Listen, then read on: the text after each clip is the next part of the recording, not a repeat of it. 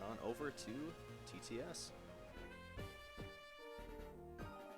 Hello, hello. How's it going, Midwest Speedfest? I am TTS4life, and I'm joined here by, well, someone that doesn't really need an introduction if you know anything about Midwest Speedfest. Yeah, But hi, I'm Limey. I've been here earlier today and also yesterday, and I will be here tomorrow. So, all right. Well, to keep things from getting delayed any further, we'll go ahead and get started here. So, game's going to start on a soft reset. So, we'll do a countdown here from 5.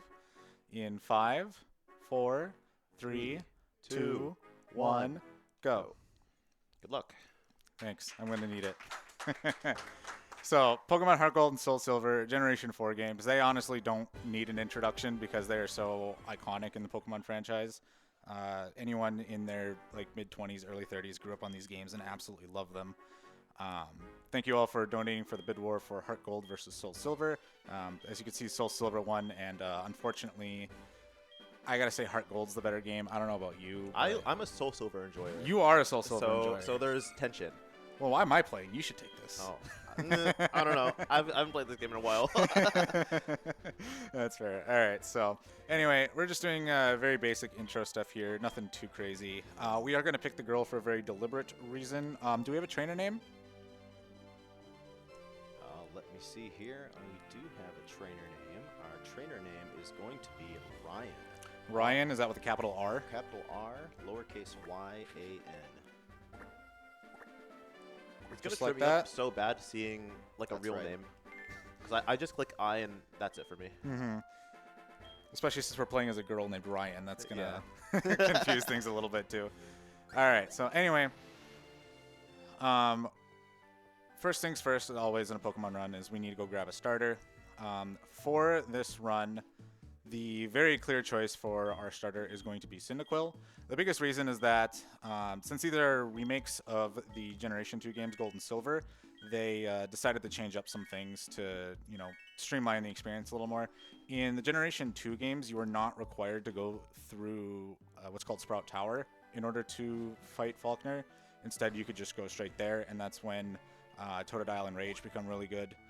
In these games, however, because the Sprout Tower is mandatory, the clear choice for that is Cyndaquil, just because it gets access to Ember, albeit at a little too late of a level to fully take advantage of getting through the tower as quickly as possible, but just that fire typing over grass types goes really well. And then there will also be a very important reason when we get to Azalea Town later that I will mention. So You're a window type 4? My favorite color is blue. I kind of have to color match, I can't believe you're not a Soul Silver if you're a window type 4. Well, what window type are you? What is it, 11, I think? 11? Which one's 11? It's too many, yeah, arrow there's inputs a lot. to look at. Yeah, everyone has, their window type, and, they're diehard, for their window type. Yeah, usually I go, backwards into, the high 20s and, work my way down, and there's some ugly frames up there, so sometimes I... yeah, they padded it for fun. Yeah. Sometimes I suffer myself with the bad ones, just for funsies. Anyway, do we have a Cyndaquil nickname by chance? Why, yes, we do. We have a name. The winning name for Cyndaquil is No Slaw. That is capital N-O, or capital N, lowercase o, space, capital S, lowercase L-A-W. No slaw like No that. slaw. What is this, Racing Canes? Yeah, I was about to say, this is my Canes order. Yeah. I went to Canes 3 hours ago. Can I actually give an announcement real quick? Sure, go for it. Yeah, so we have a donation from a $10 donation from Dynam that says, "Good luck, TTS. Hope the Canes was good." It was fantastic. Thank you, Dynam. Hi, Dynam. All right, so now that we have our Canes order as our starter here, we can now go out into the world of the Johto region and do all that really fun stuff after we get through this kind of slog of cutscenes. It gets a little bit better in a little bit, but... yeah, the early game is just, rough, and then immediately after the early game, and, the game opens up, it's just, so much better. Yeah, I mean, that's pretty typical with your RPGs, that it's a little slow to get started, and then once things really pick up, things get interesting. And we haven't really talked about the category name yet. So this is any % Manipulus. The shtick there is that these games have an incredibly high skill ceiling when it comes to using RNG manipulation. How the RNG works in these games is very well documented and understood, so that we can do very crazy things with the RNG manipulation, such as getting a Cyndaquil with really good stats. We can also manipulate the lottery to give us a Master Ball. We can manipulate what would be the main for the latter half of the run, Raikou, with really good stats in nature. We can do just so much different things with RNG manipulation. Now, this category restricts all that, so you are just throwing yourself into the whim and, you know, dealing with whatever gets thrown at you. So the route will change a little bit. We don't use Raikou as our main. Spoiler, it is part of our donation incentives that you can donate to, so we'll be switching to a Gyarados at about the hour 15 mark, so if you want to get donations in to nickname that, please go ahead and do that sooner rather than later, so you don't end up missing out on that. So with no manipulation, I am dealing with a completely random Canes order. I have no idea what shape of tenders I have. I don't know how many fries are in the basket. I have no idea what's going on here. Even if they're like the like crispy fries or the soft fries. Exactly, anything, exactly. Yeah, so you'll notice I have not looked at this Cyndaquil yet. In my submission comment for this event, I'd said that the stat requirements for both my Cyndaquil and my Gyarados is its breathing, and I'm going to hold to that as best I can here. So I didn't mean to talk to a tree, but anyway, so it looks like it'd be it looks like it could be head-butted. Who knows? So the goal here is I'm going to try and figure out what we're dealing with as the Cyndaquil levels up. It'd take a little bit of the fun out and be a little slow to go look at the summary to kind of cheat and get an idea of what kind of Cyndaquil we're dealing with here. So I'm just going to be grabbing stats as Cyndaquil levels up and kind of infer on what we're kind of dealing with when it comes to certain fights. Because as I said, there's no manipulation, so if I have bad special attack, you know, I have to try to play around that. If I have bad defense, I have to play around that. If I have bad speed, it almost doesn't matter, except in some really unique situations, which I'll get to when we get there. But yeah, it's a lot of just kind of backing stuff up if things go badly or knowing what to do if you have certain stats. Exactly. It's a lot of just like game knowledge and knowledge checks and hoping the game doesn't be mean to you. Exactly. This is a Pokemon run. If you've seen one before, you know that things can go really well or really bad, and it's in the span of like 2 turns that things can just completely fall apart. So anyway, yeah, like TTS said earlier, because this is Manipulous, usually in the Manip runs, like, you have to take a certain path, you have to do a lot of stuff, and a lot of the runners are just, like, super locked in to take, like, these specific paths to not get encounters, and they take one step out of, like, the path, and they just, like, reset. We don't have to worry about that. We can just, like, kind of walk how we want through the grass, and hopefully it's okay. Yeah, so my only objective here is to take as few grass tiles as possible. You did see me take out a level 2 Pidgey. The idea for that is that a little extra XP on Cyndaquil helps out getting us Quilava a little bit earlier, which makes a certain section coming up just a little bit easier. It can also help in some certain thresholds going up Sprout Tower, like we get Ember, like 1 Bellsprout early from that and whatnot, so...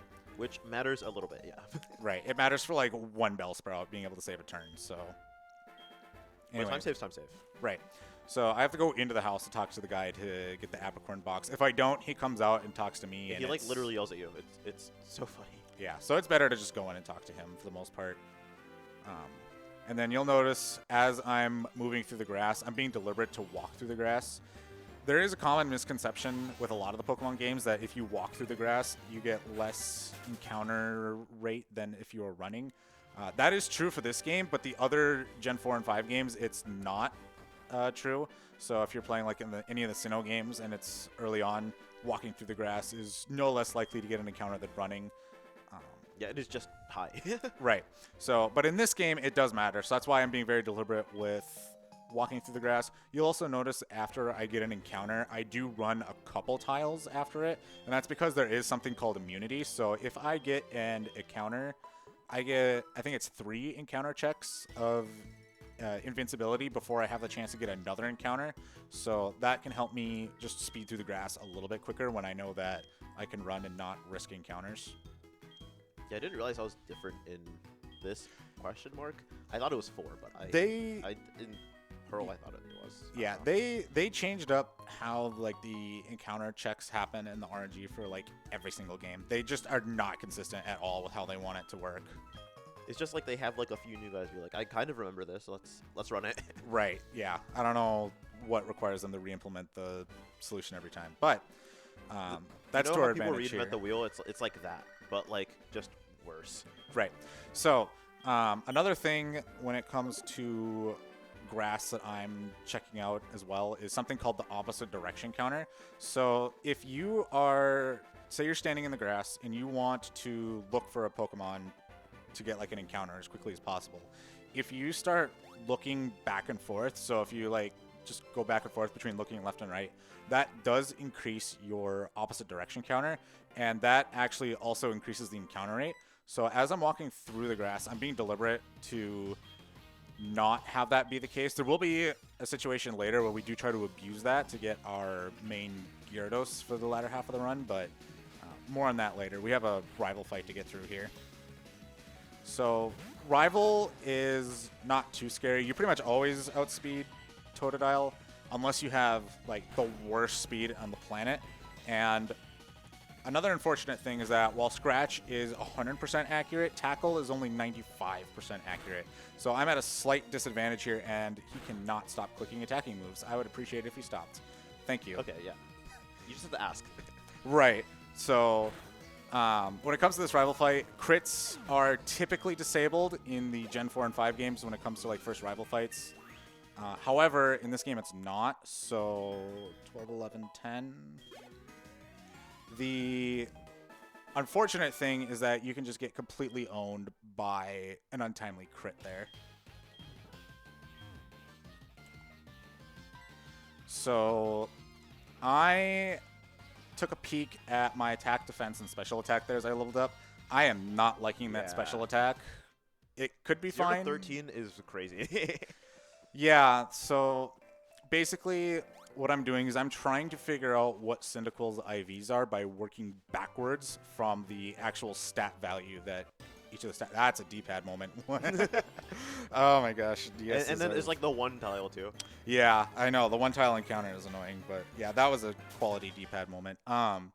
So Pokemon stats are from a pretty difficult to understand function at first, but comes pretty easy once you understand it. It's basically that there are three things that go into what your Pokemon's physical stat value is for any given stat, and that's a combination of what are called IVs, EVs, and nature. So IVs are a scale of 0 to 31 for each of the 6 stats that basically represents how good that stat is comparative to other Pokemon of the same species. So a Cyndaquil with 31 special attack is cracked. A Cyndaquil with 0 special attack is crap. And when it comes to EVs, EVs are things that you gain when you defeat other Pokemon. Each species has like a certain EV count like associated with it, and then as you kill more of that species, you gain those EVs. So over time, those slowly build up to help certain stats as well. And then there's also what's known as nature. So nature is basically it increases one of your 5 stats, not including HP, by 10%, but then also nerfs one of your other stats by 10%. So yeah, if you think of it like a table, there's on one side there's like the plus attack, and then there would also be like minus defense, right? And that'd be like a certain nature. And it would just, you can just do that for every single one. Every time it's like plus attack, minus attack, that's just a neutral nature. yeah. So this is the catching tutorial. This is the main reason why we choose to play as a girl instead of the boy. When you play as Ethan, when Lyra comes to teach you catching tutorial, you like space out and don't pay attention, and she runs off in the grass and does like a fight with Meryl that you can't see, and then she comes back and was like, "Were you watching?" And then you clearly weren't. So then she drags you into the grass, and then you actually go through this. So it's a little faster to pick the girl because you kind of skip that cutscene because, you know, girls are better at paying attention than boys. So That's what I learned from Pokemon today, I guess. so anyway, any girls who are paying attention, sound off in the donations. Yeah. Exactly. So Speaking of donations, can I give one here quick? we have a $25 donation from Henry that says TTS4life equals top tremendous speedrunner for life. Best of luck with the run. That's a great acronym. Thank you. Is that what that means? It could be. I like to tell people to get creative when it comes to figuring out what the TTS acronym stands for. So, Send in your donations telling us what TTS stands for. That's what I want. I challenge you to figure it out. No one has. Yeah, to me it's just to donate, so donate. Exactly. So now that I have running shoes and I have the ability to catch, I am on the hunt for a Centret. So here, one showed up pretty quickly, which is nice. I need something for HMs later in the run, and Centret just happens to be the best because it can learn so many of the different HMs that we need. Mainly cut and surf for at least Centret's role and everything. So just going to weaken it with 2 tackles. Of course, the 5% miss came in for no good reason. And a then breakout. also a breakout. Wow. That's like a 70-some% breakout. That's not off to a great start. I have min special attack. I've got a Centret that's not cooperative. This is going to be interesting. Okay, I didn't think I heard like the clicks. I thought it was just enough time for like the breakout to happen, so I thought it broke out again. Too, yeah. So, I mean, right. we're just gonna get all of our bad luck out of the way right now, and then when we get to Gyarados, everything will go fine, and we won't have to reset for anything. oh dear, I hope. So, And then there's gonna be a supercut of me saying this, and then all of the bad moments happening. oh my god. We actually have a donation that came in with referencing that Gyarados. We got a $10 donation from Marky Dan that says, Gyara don't know. I cannot get out of this grass to save my life. This is like the 6th one. I know. The catching tutorial is like right there. I know. At least the. Oh my god, Jesus gracious. Oh. This is why some people run Manipped. Yes. But we are brave here at Midwest Speedfest. Yeah. We are brave. What's your estimate? A 245? It is 245. I hope I can finish in under 245. If that keeps happening, I'm not sure if. If I get a Gyarados to complement this Cyndaquil, I hope you all don't have to get up early tomorrow morning.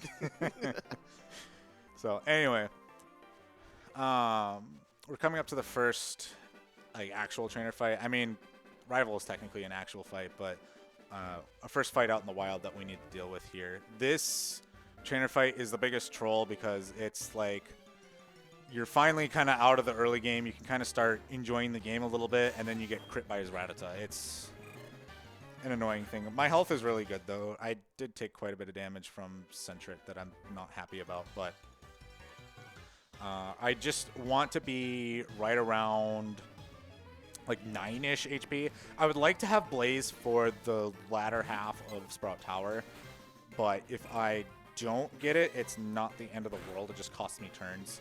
Blaze, for those who don't know, is Cyndaquil's special ability. When it is at or below a third of its max HP, it will boost its fire type attacks by 1.5x. It gets a nice little buff there. So I would like to take advantage of that because there's a bulky Hoot Hoot at the end of Sprout Tower that is a huge troll. So for me to be able to take care of it quickly would be very nice. This is looking really bleak. Yeah, usually with Blaze, it just takes the total turns down, like in a fight, down a little bit, or it makes some ranges just safer. So okay, I'm going to heal this out of safety. This Rattata does have quick attacks, so I would prefer... that was the right play then. Yeah, exactly.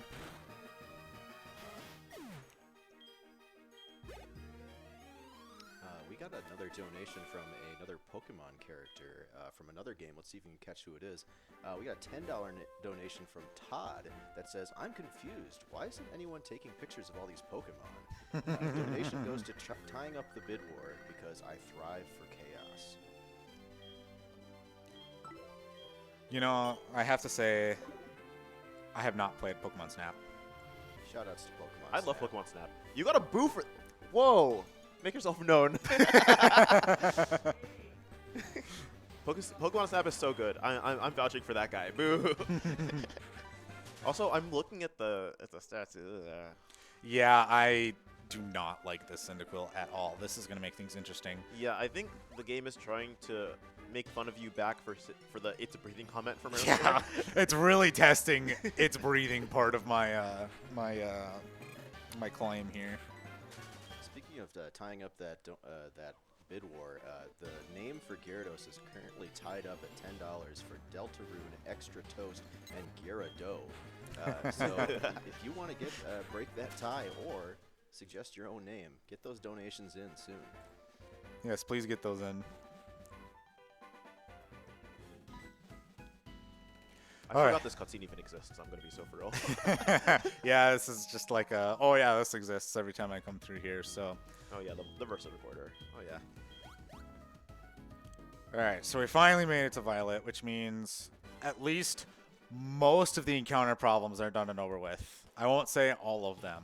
I mean, we still have to go through Sprout Tower, and it's, you know, a Pokemon dungeon, so we have to deal with encounters everywhere. Yes. And I'm going to step foot in that center because it is so likely I'm going to die at least once in this town. It's not even funny. Like, you think he's joking, and it's, like, actually real. For those who are curious, I have a guaranteed minus special attack nature with an IV of 0 to 8. This is about as bad of a special as I can ask for, and I didn't ask for this at all. Yeah, it sure is breathing. It's barely breathing. Yeah, and usually, like, the rest of the stats are just, like, so vague, it, like, doesn't really mean anything. It doesn't mean anything for, like, a few levels, right? We're still in the early game. But, like, the fact that it's already... We instantly knew it was minus special attack as soon as it came to level 6. We're still trying to figure out what stat is getting boosted here. Still a bit of a toss-up between basically everything else, so we'll figure things out as time goes on here. But... so yeah, we're in Sprout Tower. There are encounters in this tower, as you could clearly see, because I can't get rid of them. Yeah. Level 8. So, how did you catch that? Lots of playing. Okay. Sometimes I'm usually pretty good about catching it, but that one I just, like, straight up did not see. yeah, sometimes you just kind of have to train your eye to look at a very specific spot to know, like, where the stat is, like, preemptively, instead of trying to catch it as it goes by.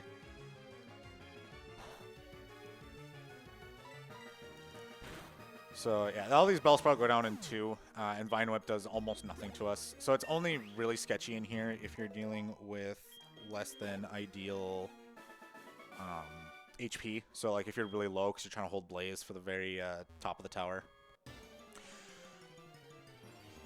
Oh. Okay. I will simply complain to myself that I'm getting way too many encounters.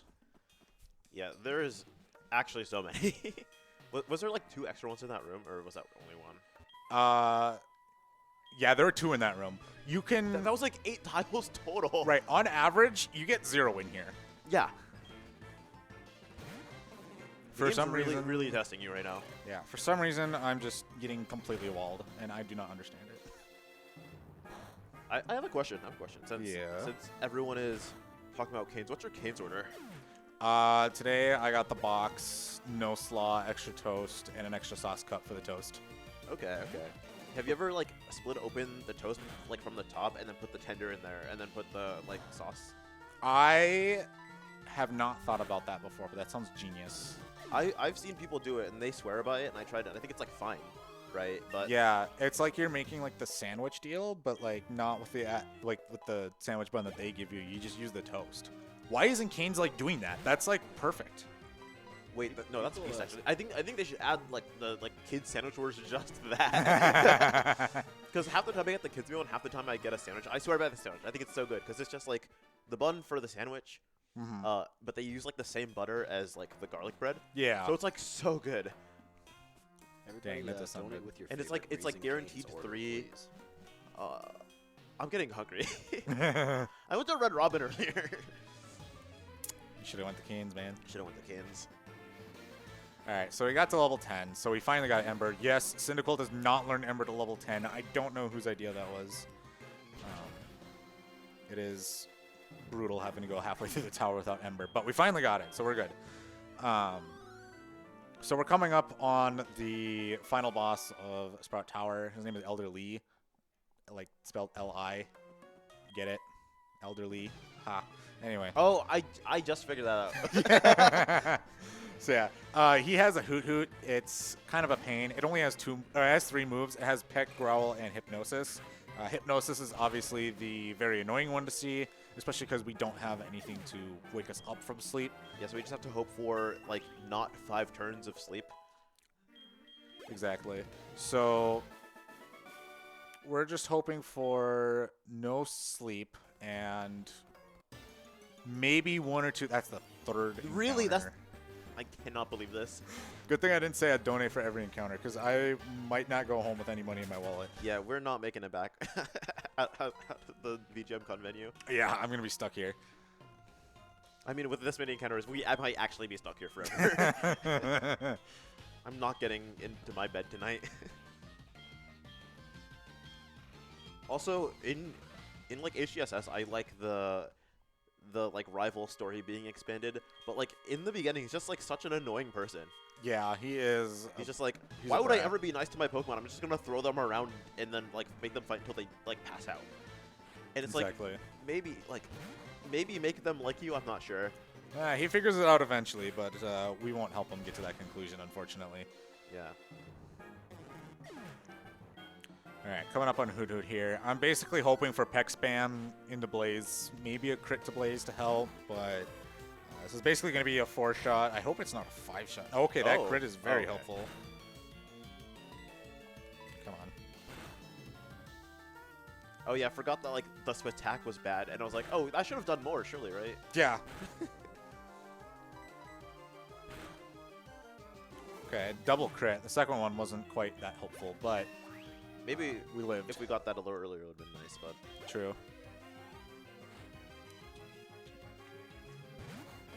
All right, so we're coming up on the gym leader now, who's Faulkner. Faulkner has 2 pokes. He has Pidgey and Pidgeotto. Pidgeotto's a bit of a pain because as soon as you damage Pidgeotto, it is basically a 50-50 between deciding to attack you with either Gust or Tackle, depending on which one does more, and then also using Roost to heal half its HP. And I certainly do not do over half with a minimum special attack Cyndaquil. So the hope the here... 5-ish, yeah.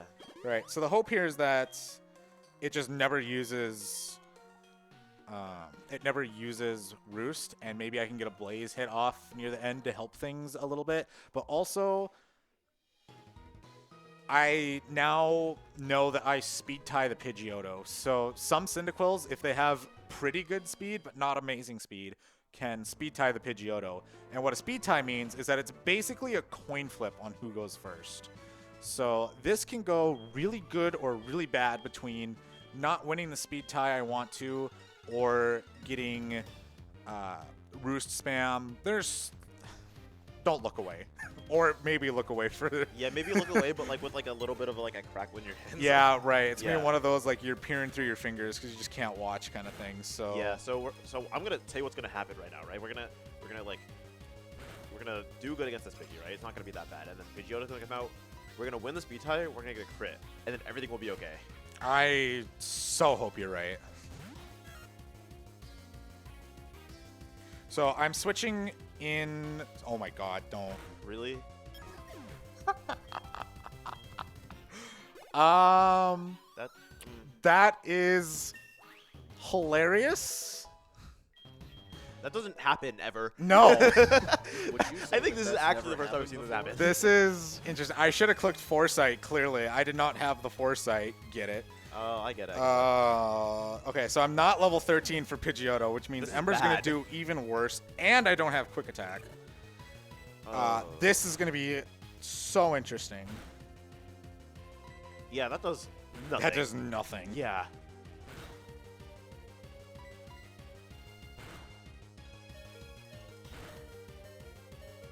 Okay, burn Okay, is burn. good. Yeah. I still need to heal here. The hope is... oh, actually, he's going to attack because he guarantees see the kill. So I need to win the next speed tie or it doesn't pick Roost. And we'll win the speed tie. I lied. Okay, I don't know how, but I won. That's a clap, by the way. that is the clap. I know that like, you know, some RPG runners like say like that's sketchy. Oh, that's why it's like weird. No, that was actually sketchy. That was that was yeah. something else, and my XP is completely screwed now. So now I have to figure out how to fix that. Yeah. That's not in the notes. Yeah. So I'm trying to think. I can either kill something on the next route. I don't know what's even on the next route that's worth attempting to kill. I don't know if the dome, because I mean maybe you just like get 2 Bellsprout and then that's fine. But yeah, I mean if I get to 14, it's fine. I'll get 14 after the first fight in Slowpoke Well. I think I've guaranteed? Yeah, it'll be guaranteed. I think with this health that I'll have level 14 after. Normally you get level 14 after Faulkner, which is when you evolve to Quilava. And that's what makes the well a little bit better in Manipulus. Manipt doesn't get the extra XP kill in the early game there, so instead you just deal with the first well fight as Cyndaquil. So things are like fine, but I need to get an extra encounter somewhere to make me feel comfortable. Yeah, this might be rough, but also this might just immediately fix itself, so who knows. Yeah, we're gonna vibes this for a second. In the meantime, we've got a $5 donation from Tahis that says, good luck, TTS. And Thank a you. $5 donation from Veriphage, no comment, but thank you very much for your donation. Oh, I forgot this is a cutscene in this. Mm-hmm. Yeah, usually, literally only because of Sprout Tower, I have only done runs of Crystal in like recent history, so I don't remember all of like the differences off the dome. Yeah, they added a few more opening cutscenes here, but things are finally getting underway here. And now we can actually talk about the other half of this category names. So there are 2 different versions of this category. There's glitchless Manipulus and there's any percent Manipulus. So based on the fact that the glitchless moniker is dropped off of the name, we are going to be using some glitches. And we're going to actually be using one in particular that's very famous in Gen 4 quite heavily to skip major parts of the game here. So yeah, in specifically HDSS, it's used a lot more than like in Pearl, for example, where like Pearl's run is you get to the point where you get the bike and then you get to the end of the game immediately. They half patched like the glitch in this game, but it's used generally a lot more, and then also you can just kind of get to the end of the game still, but it's a lot more involved than Diamond Pearl. okay, really glad to have seen a Bellsprout there. That fixes my XP. We're so back. For the most part. Okay, so what tweaking is basically is how the overworld is loaded. Is it's loaded in big chunks, kind of like Minecraft. I don't know if you've ever heard of that game. They made a movie about it or something. I don't know. Oh, I've seen that one. I didn't even read the books, so. So. Yeah, so it's loaded in like these 32 by 32-ish chunks, and where these like chunks meet, there's like load lines where it unloads some and loads more depending on how you go across them, and where the 4 meet, there's like corners, and you can like in the span of like 4 tiles you can go between all of them, and if you go between them in certain ways, it loads and unloads the maps in certain ways and kind of just corrupts them, so you can do cool and interesting things, I'll say. Exactly. So, yeah, as Limey alluded to, we're going to be basically loading and unloading a bunch of these chunks for the overworld in rapid succession, and that'll cause a small bug where things get loaded out of order. So I'm going to be doing a tweak right here. That didn't look very special, but what it did is it actually caused a different side effect than just completely corrupting the overworld. Instead, what happened is it deloaded NPCs. So there's normally a cutscene here between an old guy and a rocket grunt where they bicker, and then the rocket grunt kind of stands and blocks you from getting into the well here. But because we deloaded them, we can just wander into the well. And that skips having to go all the way across town to go talk to Kurt to then move the grunt as he barges in here trying to stop Team Rocket himself. Yeah, so, it's like a couple-minute time save. Because there's just a lot of dialogue there. Yeah, it's about a minute getting all the way over there, yapping with them, and then running all the way back. So nice little time save there. We are going to be using tweaking in a much more extreme situations like Limey alluded to, and we'll get to those as we get there. The biggest limiter right now for us is the fact that we don't have the bike. The bike allows us to load or go over these load lines even quicker. So that's when the real shenanigans begins. So I had made a mental note to myself when I killed the Bellsprout that I should stop and heal at the center, and then promptly didn't. So my embers are going to be a little interesting here. I kind of have to use them really sparingly. Yeah, I mean, our attack is good enough, so it should be fine for the most part. Yeah, but our special isn't is the problem. So I'm trying to leverage Blaze as much as I can through here, because if I have Blaze, it's a lot faster to one-shot these things. But I don't even think I'm going to one-shot this Zubat. Yep. Yeah. And that is the unfortunate side effect here. I'm just going to super to full, just because I don't want to deal with all the shenanigans here. If I hit myself with Confusion, which is 50-50, and Zubat does not good things to me. Then we're back at Violet, and that's just like time loss. Exactly. Okay, a turn 2 snap is nice, especially because Ekans is going to come out next. Ekans isn't super threatening, but it does have Bite, which does about 6. It has Wrap, which will chip me a little bit every turn. It also has Poison Sting, which I would like to not be poisoned at any particular time. That is a fantastic crit. You have no idea how I'm excited I am to have seen that crit. Yeah, I didn't expect to see that crit, and I thought we were just going to be struggle busting, but we are so fine. We as are. The attendees have been saying. We are so fine, but the problem here now is I have a decision to make at the end of this well. I can either go fight Bugsy with basically Embers, or I can go take care of Rival 2 to try to get an extra level to make Bugsy better. So, is Rival 2 bad in this game? Rival 2 is really annoying in this game, and because in these games, Bugsy gives out U-turn instead of Fury Cutter, that's what makes Totodile not super viable for this game. It makes Rival 2 extremely annoying.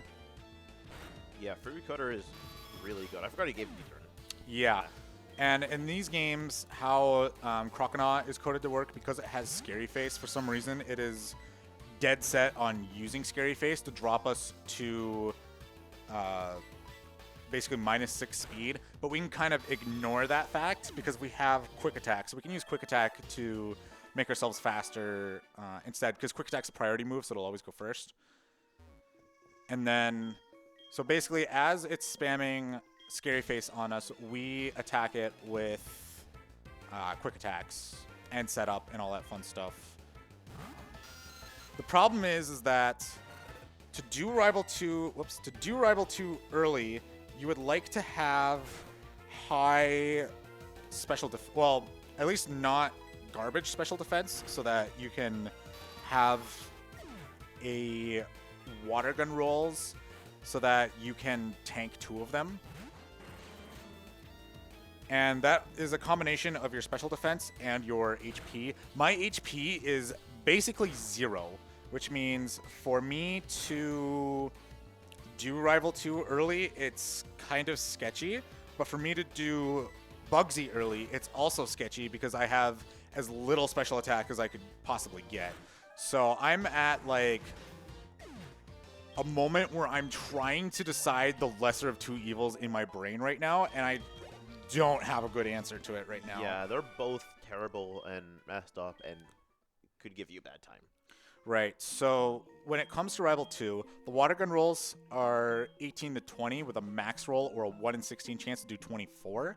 And basically, Rival 2 has smart AI, so it has what we call kill AI, where if the max roll of a particular move is guaranteed to kill me, then it will pick that move. So for me right now, I have 44 max HP.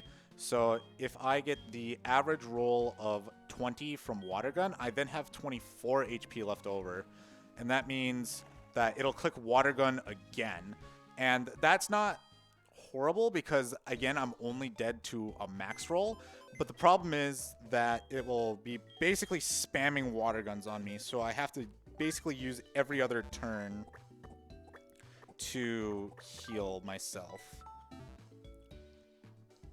So it's not going to be the funnest thing in the world, but, you know, you got to do what you got to do. Happens to the best of us. Yeah. Exactly. So here's Rival 2. He's going to lead a Ghastly, and the Ghastly is 1 in 3 between using Spite, which basically does nothing to us in the long term. Mean Look, which is also basically nothing, and then Curse. Curse is really bad to see because it will take out Ghastly for us because we can't one-shot this Ghastly, but it will mean that Quilava takes like a fourth of its HP every turn at the end of each turn, and that's really bad. We can use Sentret in the back to get rid of it, but thankfully we didn't have to do that in this case. I still need to kill Sentret at some point because I need to avoid a double fight in the gym. Now, I'm at an impasse here. I'm going to QA. Don't max roll. Good. We're going to heal up. So I'm going to chip Crocodile with Quick Attack here, except for the second to last kill. I'm going to use Tackle because I want to avoid Croconaw going into Torrent, which makes its water-type moves 1.5x better. And of course I got crit. Yeah. Yeah, so... Yeah, there isn't really anything that he could have done. I mean, this is just, like, the most improv you could possibly do with, like, the worst Cyndaquil I've ever seen. Yeah, this is the unfortunate situation with Cyndaquil. If we had a really good special attack, we could do Bugsy first, and Bugsy first is better and faster, but we're kind of at the situation where we can't quite do that. At least with the extra XP here, I can become a little bulkier as time comes on, but I don't know how much it's actually going to help Rival 2 in the short term. And in fear of burning all my super potions, I'm just going to do a quick safety save. Ooh, saving a lot of data, my favorite. Yeah, Gen 4 is notorious for its long saving times here, so... During that long saving time, I have a donation from Marky Dan. It says, Gira, don't make me keep breaking this tie. It's a $10 1-cent donation going towards Gira Dough for the name. But Extra Toast and Deltarune are still right behind, so get those donations in. Just do make sure you get your donations in. So, all right, Rival 2, Part 2. Part 1, what are you saying? This is our first time going in. Oh, nothing, sorry. Nothing bad will happen. Sorry, I like had a dream where Yeah. I fought Rival 2 and got crit water gun. Yeah, actually, we have the God Cyndaquil. It was basically Vanipped. Yeah. Okay, so here's Curse. So now you get to see the bad part of this fight. So I am going to let Quilava do one Leer here, even though I will take some damage from Curse. I'm trying to basically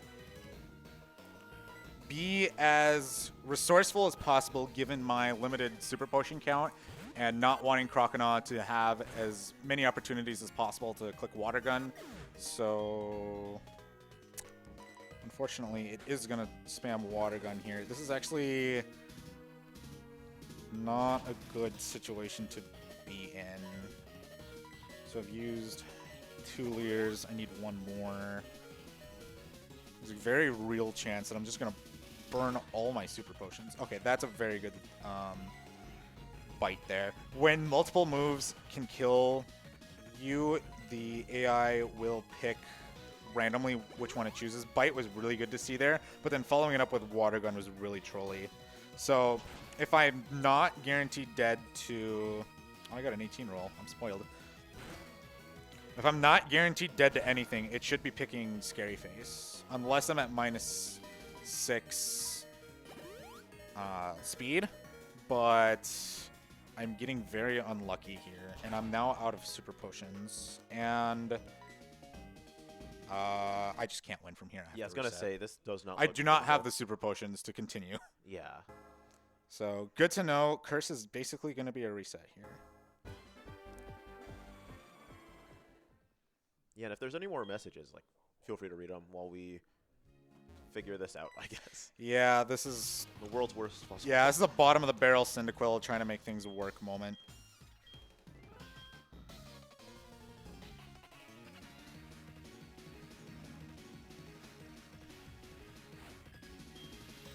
Okay, the prayer here is not curse.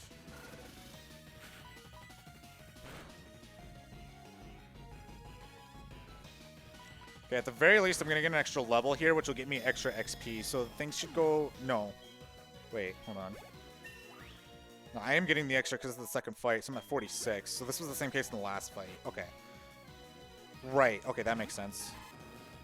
Okay, ignore what I'm saying. Anyway, I have 46, so things are a little better. Stop clicking water gun early. I don't understand why he's doing this. You have every opportunity to click Scary Face. And miss. Thank you.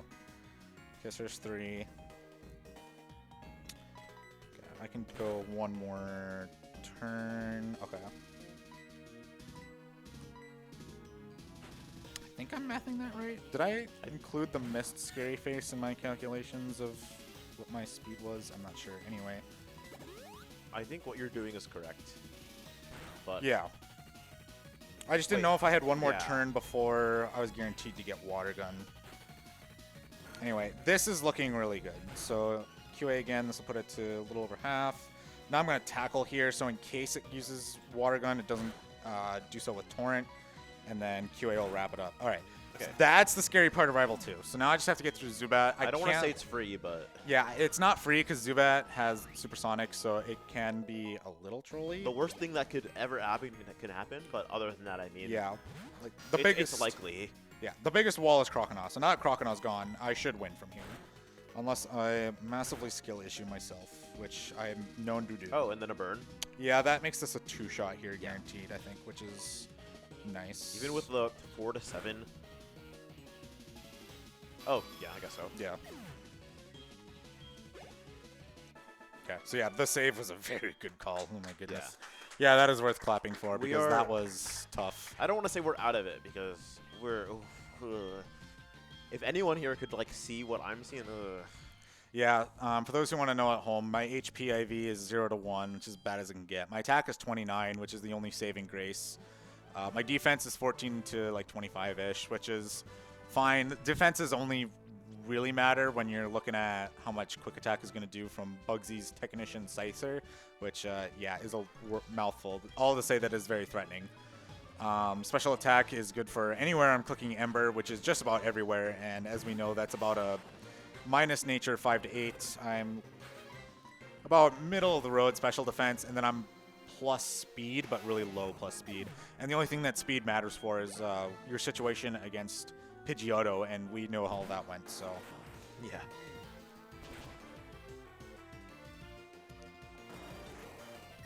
Yeah, so there isn't that much since this is a bug gym. Fire is good against bugs, so we're just going to be clicking Ember, and then nothing bad will happen until Bugsy maybe.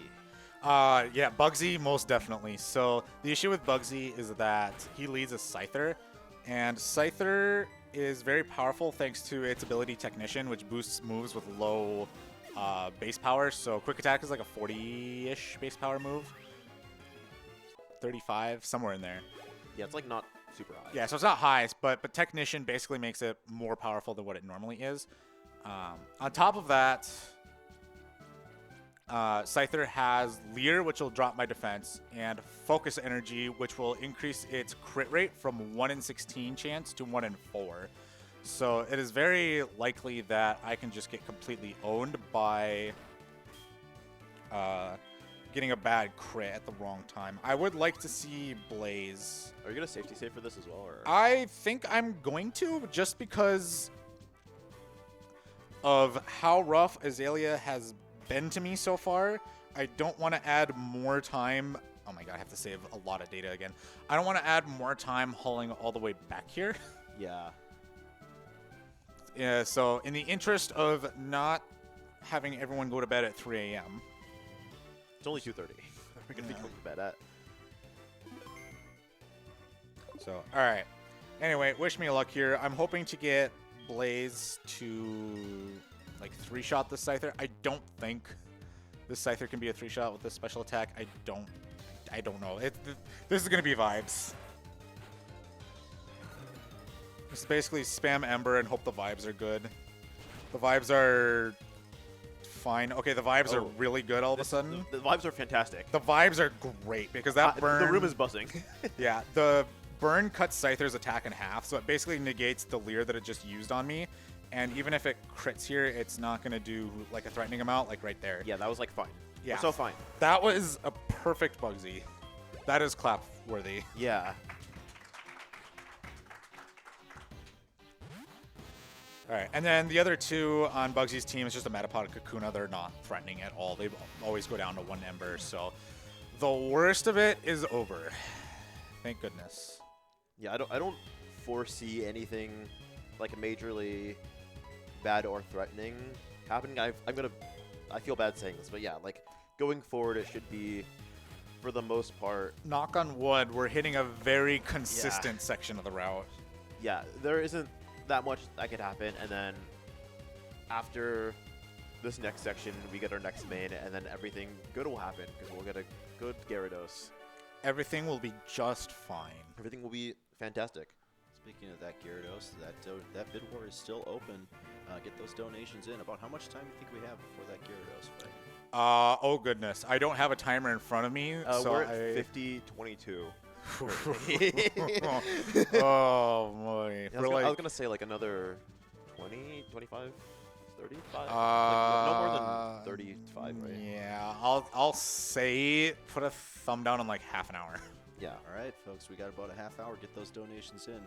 Currently in the lead is Gyarados with $20.01, but Deltarune and Extra Toast are behind with $10 each. Want to see those donations come in? If you wanna donate for no other reason than just seeing like the number go up on stream that isn't the clock that we have because we're in Central Time. I mean that's also a good reason. I like seeing the number go up. We're currently sitting at $2,331 raised for P-Fund. We got about hour and a half, 2 hours left of this run. I would love to see that hit $2,500. Yeah, 100%. That's so doable today. For sure. Absolutely. Everybody get those donations in. All right, so we have to do a little mini, well, I guess I'll call it a mini game.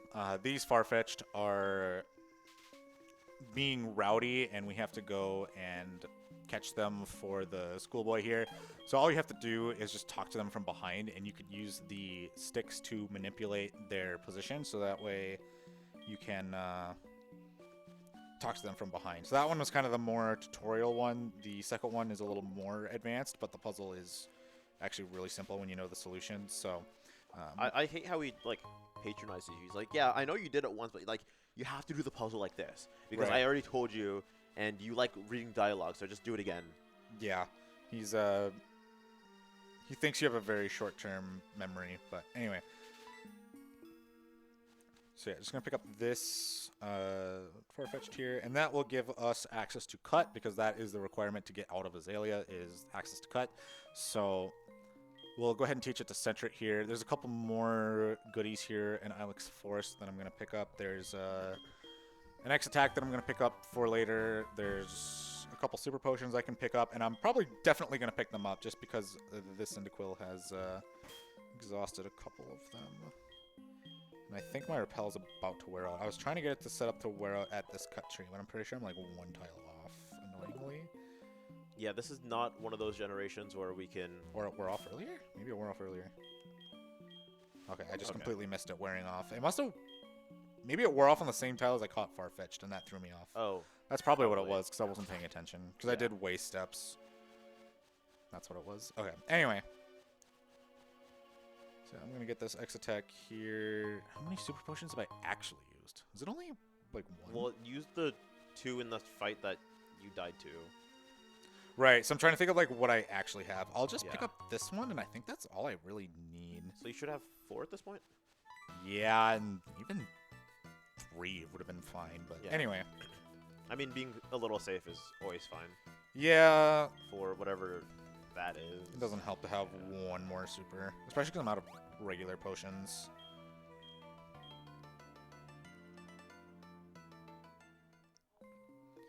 So anyway, we're guiding a Kimono Girl out of the forest.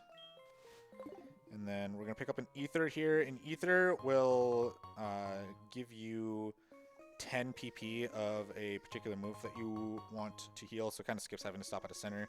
That is pretty useful in one section here if things go really bad. So it's more of a safety thing than anything, and we pick up a full heal as well. So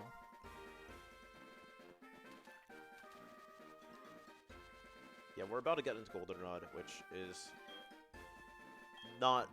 There's not a lot that happens here, right? yeah, well, there's a lot of housekeeping that you normally have to do Yeah. here. We get access to the bikes. We're definitely going to go grab the bike. Normally, to get in the Whitney's gym, you have to go to the radio tower and play the quiz in order to unlock like the radio card, because Whitney is there trying to also get a radio card, but she's struggling with the quiz a little bit. So Yeah, she just, like, doesn't know anything. right. Like, So she gets flustered when you defeat the quiz, and then she goes unlocks the gym, and you go fight her. You also need to get the squirt bottle to move the Sudowoodo on a later route, but you can't get the squirt bottle until after you beat the gym. So there's a lot of stuff that you kind of have to run around and do in Goldenrod. However, now that we're getting access to the bike, we can really take advantage of tweaking. So as we mentioned before, tweaking is a glitch where you can kind of load the map out of order. And what that causes is things to get loaded out of place. And what we're going to be doing here is we're going to be using a pair of tweaks to get into Whitney's gym early by not having to do the radio card quiz, because it's like a whole minute to do that thing. So yeah, it saves a lot of time, and just even, like, in dialogue is quite a bit. right. So just going to run over to the bike shop, because that is the first and very most important thing in all Yeah. of this town. Yeah, this, I mean, like, obviously anything that we can do to move faster in an RPG is going to be very welcome. Exactly. But also, like he said, tweaking, pretty useful. So we're going to go ahead and get the bike on. And then I have one more usually optional side thing that you can do, but for the sake of the speed run, we're going to go ahead and do it. So we're going to go talk to this guy here. He has a Pokemon with mail that he wants me to deliver to his buddy on Route 31, which is just to the right of Violet City. But he gives us his level 20 Spearow, and a level 20 Spearow is perfect for this section of the run. So I'm going to go ahead and do this tweak here. So with that little movement, the route to the north of Goldenrod loads over Goldenrod. Cities are just, this whole city is decimated. Yeah. And then we're going to do a second one here. This keeps me under the map like this, and it lets me sneak right under this girl here. Yeah, it doesn't... I don't want to say, like, totally loads the map wrong, but you're just on a different layer than the NPC is, so you can just go right under to go through, like, the load zone to go inside the gym.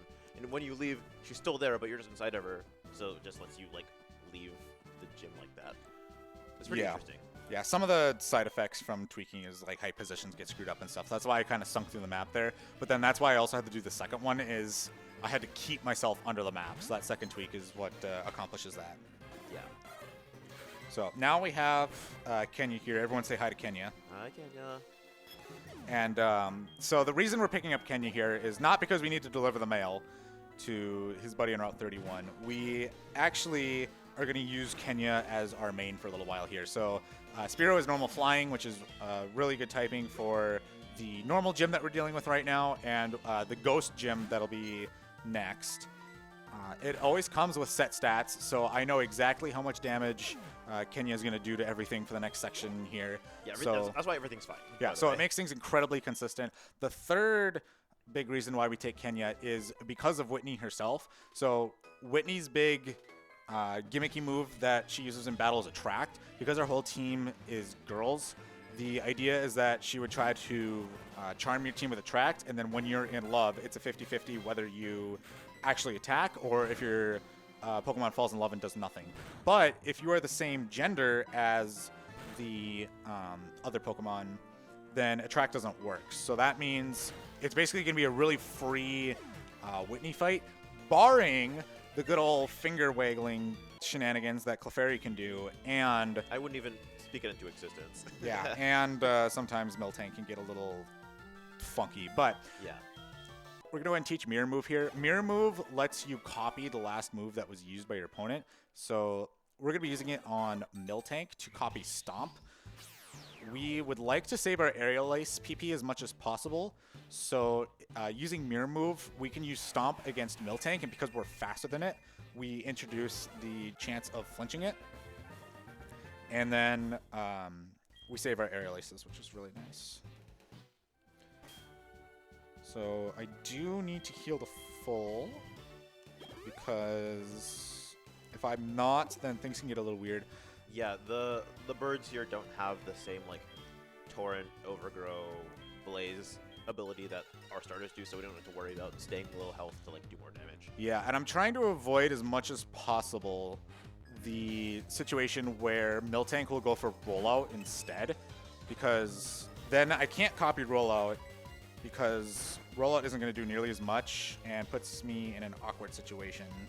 So I would just Aerial Ace instead, but the more turns I give Miltank, the stronger Rollout becomes. So that becomes very difficult to deal with when things go awry and I have to, you know, play around Rollout. So I'm going to use 2 layers here. Miltank's just going to keep clicking Stomp. The plan here is that now I can copy Stomp and maybe get a flinch. Okay, I didn't, but that's fine. Barely live the next Stomp, and then this Stomp will kill Miltank. So very clean Whitney. Yeah, that was good. That was a little scary, but that was good. That was so much better than the Azalea. So much better than Azalea. I mean, as soon as I got Mimic from Clefairy, the fight was going to be very consistent so long as I didn't get crit by Miltank. So very good fight there. Yeah, so if you notice, Whitney didn't give us the badge. She's actually crying and stomping her feet, and she's being a little baby right now. So we have to leave, and then her like, gym trainer's like, hey, can you talk to her? Sorry, she's being a little lame. And then you talk to her, and then you get the badge in the TM, and she's like sniffling. Exactly. So, I actually had a Whitney fight in practice in this last week that I got Metronome, Rock Smash, Defense Drop from Clefairy. Really? Yes.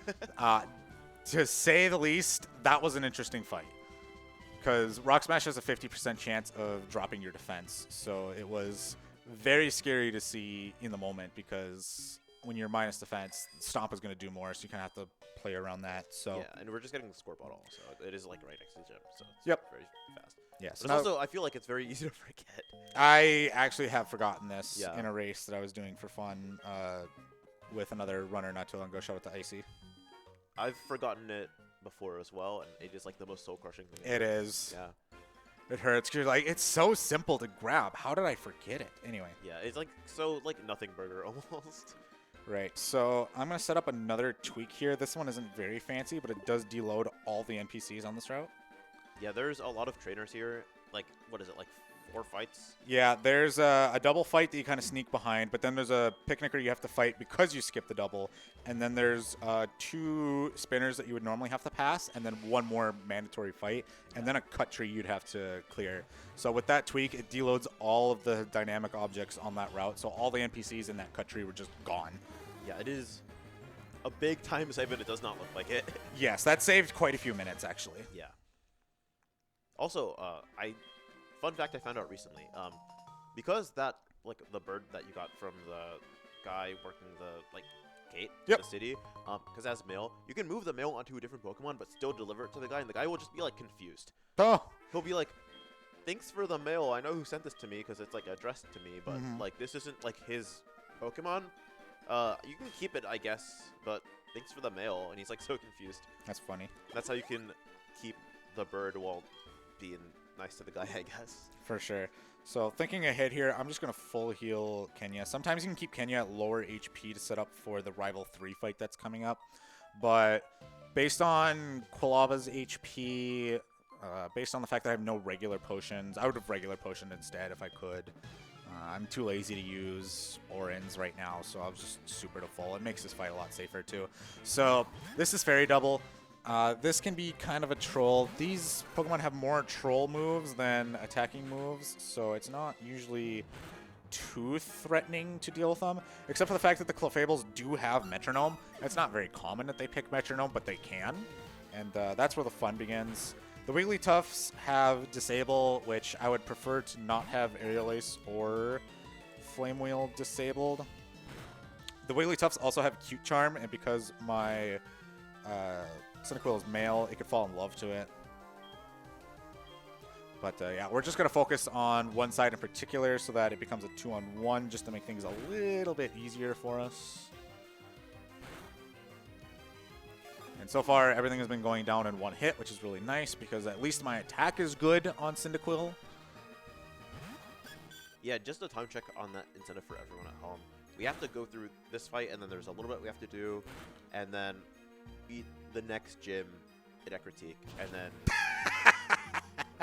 Metronome Ice Ball. That's funny. So funny. And then we're going to be close at that point. Yep, so we got about, I'd say, 10-ish minutes before you, before the Gyarados coming up, so we better... Oh, wow, 25 was, like, right on it then. Yeah, actually. We actually got a donation in from Tammy for $15 that says this and some canes. And that actually went towards I'm extra getting so toast. hungry. that donation went towards extra toast, putting extra toast in the lead at $25. But you can still get some donations in the next 10 minutes. Although it would be pretty legendary to have two Pokemon named No Slaw and Extra Toast. That's what I'm saying. Yeah, yeah, that's like theming. I'm not saying keep it in the lead because, you know, friction creates donations, but Exactly. I do like where we are now. Maybe a secret third thing will come up. Maybe make the extra Yeah, you'll never toast know. even The snipers are out larger. there. Maybe you get like no slaw, extra slaw. Wait, does that cancel out then? Do I just get the one slaw like normal? I'm not sure how this works. Yeah, is it like multiplying 0 by like 2 then? Or is it just like -1 + 1?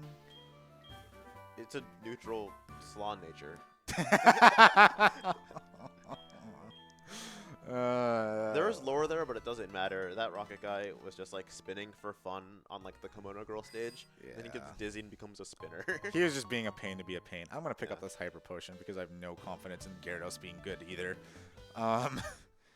Just by the nature of this run. So we went and did the theater there because that gets us the HM for Surf. We still can't surf quite yet. We have to go beat Morty's gym. And we also have to do Rival 3 to get Morty back in the gym. So we're just going to do a little bit of shopping here. I meant to press 2. Take one more, please. The Thank purest you. form of time loss. Yeah. If measuring is the purest form of speedrunning, and then mismeasuring is... Yeah. Pick up a couple awakenings just for the hypnosises that we have to deal with at some point. We're going to get an escape rope here. So we can leave a dungeon quicker, and then we'll max out on super repels. And okay, so that's all our shopping for a little bit here. I do have a rare candy to pick up right here. And then we're going to go fight Rival 3. So Rival 3 is not nearly as intimidating as Rival 2 because we at least have picked up a Kenya since then. We do still need Quilava to help us out in dealing with the new Pokemon that Rival has now. He picked up a Magnemite, and Kenya just has nothing to damage it with. So we are going to do a quick switch to Quilava to take care of it. But I will send in Sentret first just to minimize the chances of trolling because the Magnemite has Thunder Wave and Supersonic. I think it's Supersonic. That sounds right, yeah. So I don't want to be paralyzed and I don't want to be confused. I just want to get rid of Magnemite in as sure of a way as possible.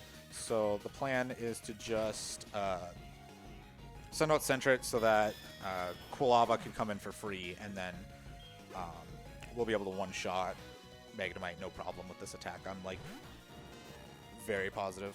Yeah.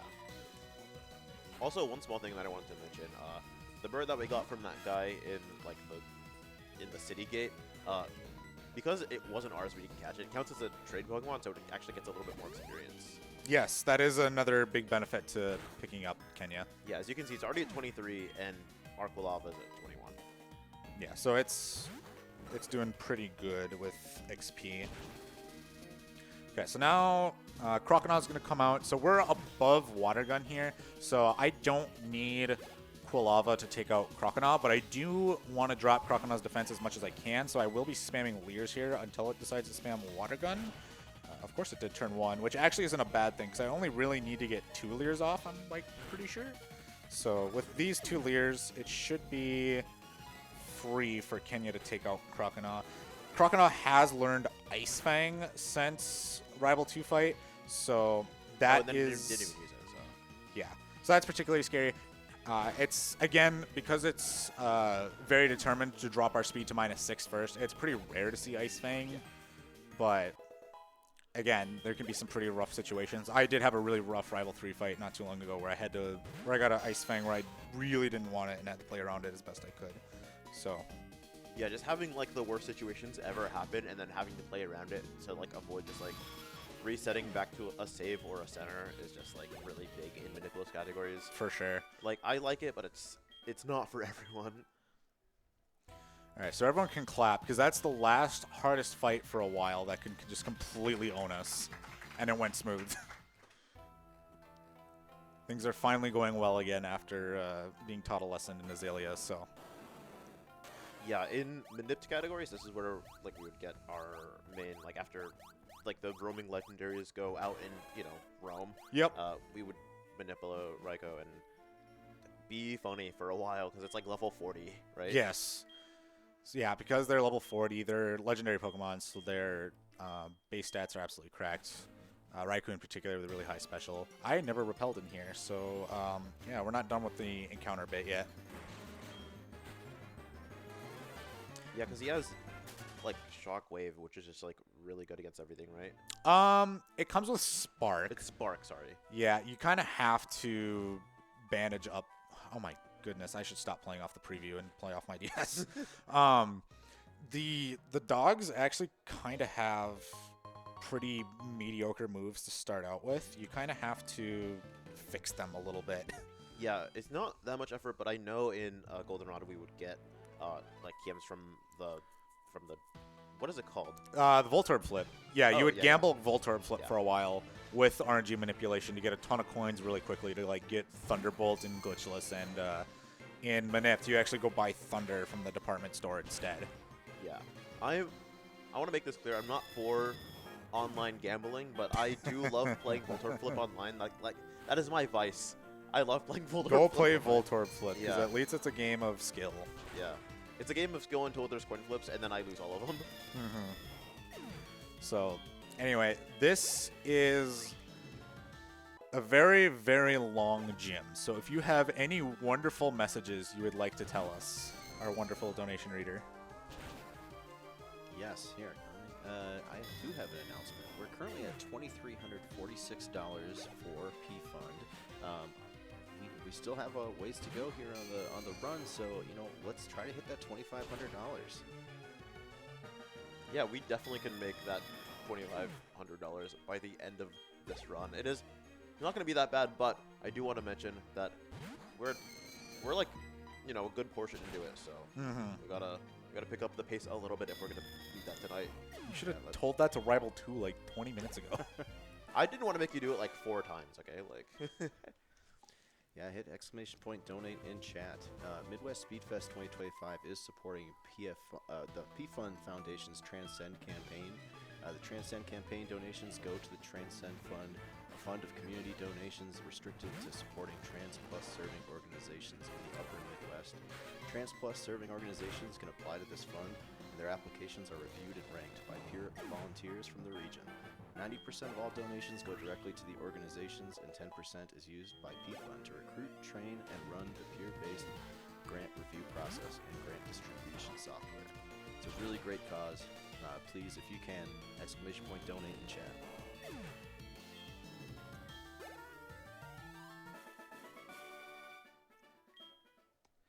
Okay, so yeah, basically this whole gym is just spamming a lot of Pursuit and Aerial Ace. There's just a lot of trainers in this gym that have a lot of Ghastly and Haunters, so... yeah, the gym is like just so long. It Like, is. I knew in this game it was long, but it is like, It is unnecessarily long. yeah.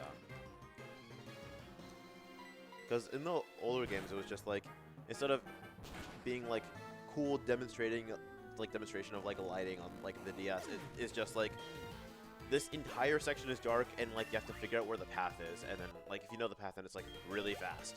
Yeah, it's a preset path. This movement here is a little tricky, so I'm gonna lock in for it. Okay, he can do we're it. so back. He can do the movement. That one's really scary because That's a clap for sure, by the way. yeah, just the quick around the medium is so tricky. I do want to also shout out our Japanese restream. Midwest Speedfest 2025 is being restreamed in Japanese by our friends over at Japanese Restream. You can find their channel at twitch.tv/Japanese_restream. We have worked with them several times now, and we're very grateful for all the work that they do to bring marathons like ours to a larger audience. All right, so Morty's coming up. There's not a lot that's particularly scary about Morty. There is a Haunter that is a 50-50 range for me to take out with Aerial Ace, and it can use Curse. So if the shenanigans that we dealt with in Rival 2 wasn't interesting enough with Curse, we have another shot at it here. It's not super likely that we wind up in that situation, though. Yeah, it's not like bad enough for a safety save or anything, but it's like it can be annoying when we get there and we have to play around it. And I do have revives at least, so I can revive Kenya if need be. But you know, just don't have it be a problem. That's Yeah, I mean, don't get hit. exactly. Yeah.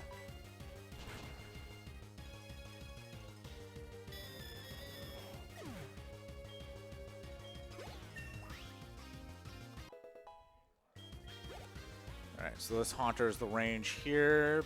Pray that I get the 50-50. Unfortunate. Ooh. Sleep is fine. Let me think what I want to do. I'll just wake up and...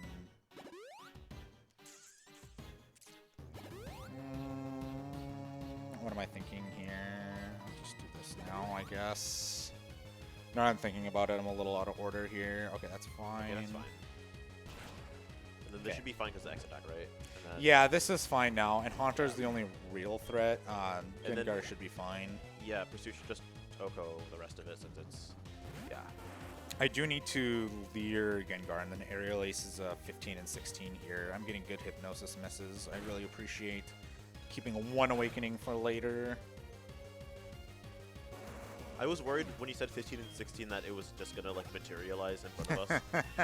It isn't the end of the world if we miss it, because it does hold a Citrus Berry, which heals 25% of its health if it's at half or below. So it wouldn't knock Gengar into heal range, so like not all our progress will be lost.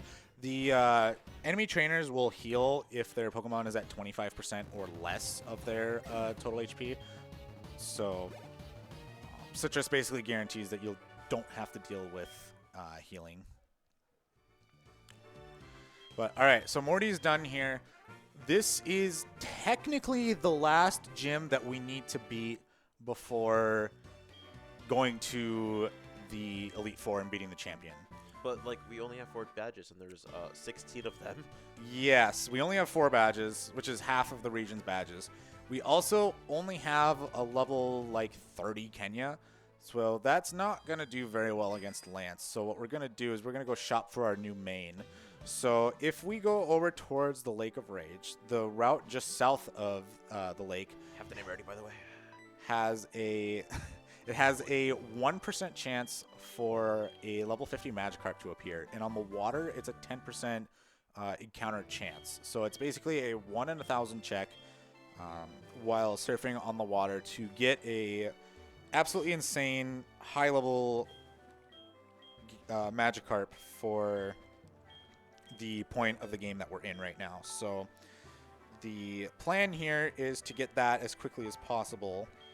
Unfortunately, because the odds are kind of rare, it's a little bit of a pain to find. I've also made the wise decision for myself to play on OGDS. So a lot of runners like to run on 3DS because of the circle pad. It makes hunting for Magikarp really easy. I have decided for some reason to torture myself and play on original DS, mainly because my 3DS capture card has been a little iffy lately. So I figured for a better viewing experience, I would just run on an original DS instead. I like the original DS more for the tweaks because It is. like I don't know how you how you do it, but I do it with I like two-hand the D-pad. I've never gotten used to the two-hand method where you kind of cover all four with your pointer and middle fingers. It's a bit weird. Yeah, I kind of prefer to one-hand it. So, Yeah. but anyway, now I'm just gonna roll my D-pad and spin in a circle here. And the longer that I spin, the more my hand hurts. So hopefully it comes quickly. Usually it takes about a minute-ish for a carp to show up. Sometimes it can be longer. And I really hope it's not longer for the sake of my thumb, so I, can finish this run without being in immense pain. Yeah. Otherwise, Again, for those at home, we are getting the next main. This is your absolute last chance. yes, this is your last chance to get the donations in now, because as soon as we see a Magikarp, we should probably close it, because it'll be an instant catch with my netball. Yeah. Hasn't been quite a minute yet, so surely. I did get an extra repel, so wasting tiles here isn't the end of the world. But I don't want to let a Magikarp move past me because an NPC moves the RNG. There are a bunch of spinners on this route, or at least one. What we'll call RNG. Yeah, with the circle pad, you can just kind of spin it as fast as you can, and you'll never leave the tile, right? Yeah, it's so free, and on D-pad, it's so miserable. I wouldn't say miserable. Okay. But it's close. That's a Yeah, quick. that was like a minute and a half. Yeah, so let's close the Gyarados incentive. It is a female. That is clapworthy because shout out to women. Let's go, women! Let's go, women. Also, it makes the last fights very, very free. More on that later when those times come, but It's a surprise tool that help us later. yeah, I am so glad for the sake of finishing this run that we have a girl cart. So Again, I just want to mention, I want to put it out there again. It breathes, so it breathes. we can finish the run. All right, what's our name? The winning name is Extra Toast. Yes. There's no space and capital E, capital T. XTR. EXTRA. Oh, EXTRA. Yep. Oh, we're fancy. I'm sorry. I thought we were extreme. Okay, extra. You guys made the slowest nickname ever. Max characters. is everything. It's just more time for Midwest Speedfest. This is true. I hope none of us planned on going to bed at a good hour. Don't worry, I didn't. All right, so we have a Magikarp now, which is very nice. It is level 50, so it's much better than anything at this point in the game, and it's a decent competitor for the Elite Four. Yeah, I just want to mention that it was very, very lightly touched on earlier, but TTS has been getting rare candies. This is what, your fourth one, third one? This is my second one. Oh, okay. I thought you got one. Oh no, that one's a surf one. Never mind. 2,700. So good attack, good speed. That's what I really want to see in a Magikarp is good attack, really good speed. I care about my defenses. I prefer my physical defense to be worse than my special defense for a very specific reason later. 148 attack. So 148 attack. I love to see that. This is great. This is a very good carp, very high neutral. Hello, Bike Shop. So this is a mandatory call that happens sometime after getting the bike. It could just happen wherever. Yeah, it's just him being oh yeah, I let you borrow the bike, but you can have it because I've gotten sales and I'm doing good, so keep it. Exactly. It also kind of ruins my spinner pass here. I swear this trainer looks multiple directions. I don't believe you. There it is. It's because I was doubting. Yeah. You have to prove me wrong. I know. Oh yeah, I never mentioned the spinners, but they're on a cycle. Every 32 frames, they'll decide if they want to spin or not. So Nice round number. yeah, so there's very consistent setups to pass pretty much any spinner you want in any Gen 4 game. But anyway, so now that we have Gyarados, we're gonna fight this guy here. He looks optional, but we're actually going to be doing a tweak here later, and this guy's staring down the load line that we need to tweak on, so I'm going to take care of him now, and I want to get poisoned. This is fantastic because I want to take advantage of a particular move that Gyarados has called Flail, and what Flail does is it does more damage the less health you have. So the idea here is that I'm going to drop my health down to about 15, and what that'll do is it will let me have Flail with a base power of 150, which is a very strong move. And on top of the fact that I outspeed basically everything at this point in the game, I can just take extreme advantage of Flail to just one-shot a lot of stuff. It's also the move with the least characters that I have, so that makes it even faster, since in this game it's 1 frame per character that prints in the text box, so the less text I have, the better things are. Shout out to everyone who gave me a 10-character nickname when I normally have 1. Tanla. I also wanted to mention, whenever you get a chance, you should look at the poison effect on the projector. It looks fantastic. Like whenever you're like biking around. Oh yeah, I'm sure it looks super crazy. The screen is just split into like 3, and it just stays like that. Now that I said it, everyone in the room's gonna like be looking. I hope they were looking over there, because there's going to be a quiz at the end of this. Okay, I have to find a point where I'm going to be like staring straight so I can look at this myself. Okay, I can hold straight for a while.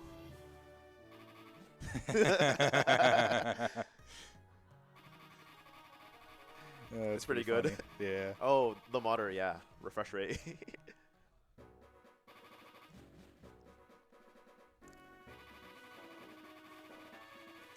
Yeah, we're basically just whittling all our HP down because we don't want it. But as I said, technically Morty's gym was the last one that we needed to get to Victory Road, but we are going to be doing a lot of housekeeping items yet, because even though we do have a Gyarados and it's really strong, we're still not quite equipped to take care of the end game. The biggest hurdle we have right now, immediately in front of us at least, is money. We need to have money to buy X items to actually finish and beat the E4. So I'm picking up a lot of high value items here along the way, because I'm going to sell them all for cash later. Yeah, usually the way that like the consistent parts of Pokemon runs go is we don't get a lot of experience, so we can use X items to make up the experience and just kind of manage our turns and manage our health to get a bunch of buffs and then one-shot everything, basically. Yeah, we'll basically use the X items to buff our stats so that we are even stronger than what we already are, or more bulky. I'm going to take a peek at Gyarados' HP here. Oh, that was perfect. That is absolutely perfect, and I had no idea. I was not counting at all, so I was like, I better check. That was a vibes-based check, and it was exactly like the threshold. That was a perfect vibes check, because there's like a 3-step window to between each poison tick or something like that. And each poison tick is 1 HP, so I'm the GOAT, I guess. I don't know. Anyway. I wouldn't be surprised. So yeah, we got we got money items. So now it looks a little strange that we're going all the way to Cianwood. We're going there for 2 reasons. We're going to go fight Chuck for Fly. We don't technically need Fly. We could just bike around everywhere, but it's faster to fly based on all of the housekeeping stuff that we need to do right now. But we are also going to pick up a 6th and final member to the party. I did catch a Geodude because I need something for Rock Climb to climb Mount Silver. That's the only place Rock Climb is required. So nothing else in my party learns Rock Climb, so I have to catch something in Mount Mortar there. Yeah, I didn't realize that there wasn't anything else that was like super convenient to like teach Rock Climb until Geodude, basically. Yeah, I mean, there are some alternative stuff you could catch. You could just not repel in Union Cave on the way to Azalea and catch like a Sandshrew or something, but it's obviously a lot riskier to try to catch something there because you have only regular Pokeballs and... Yeah, and I was going to say you have to do Slowpoke Well after too, which is like... Right. Yeah. So and sometimes... ideally not healing for Rival 2 and then Bugsy, right? Or you heal there regardless? Yeah, just sometimes the vibes aren't quite there to do that as a strategy, so... Much to consider. Right. So Chuck's gym, the gimmick is there's a switch up here in the top left that turns off the waterfall. That's kind of tuning him out from the rest of the world. So to make He's this, locked in. yeah, he's locked in right now. So to make it as quick as possible, I just reload the gym to move that trainer back.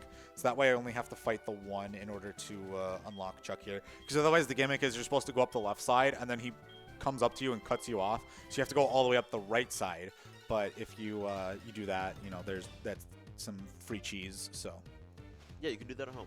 yeah, and because Chuck is not very intimidating because of our speed and attack, I can just click Flail and win. So very nice because without Flail, Chuck's Ace, which is a Polyrath, is a 2-shot usually, and it's citrus, so it can be arranged depending on how bad your attack is.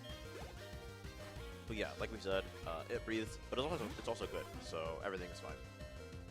Yes, this is a Gyarados that I'm overall fairly satisfied with. It's not plus attack, but it is a very high neutral attack, so that's very good.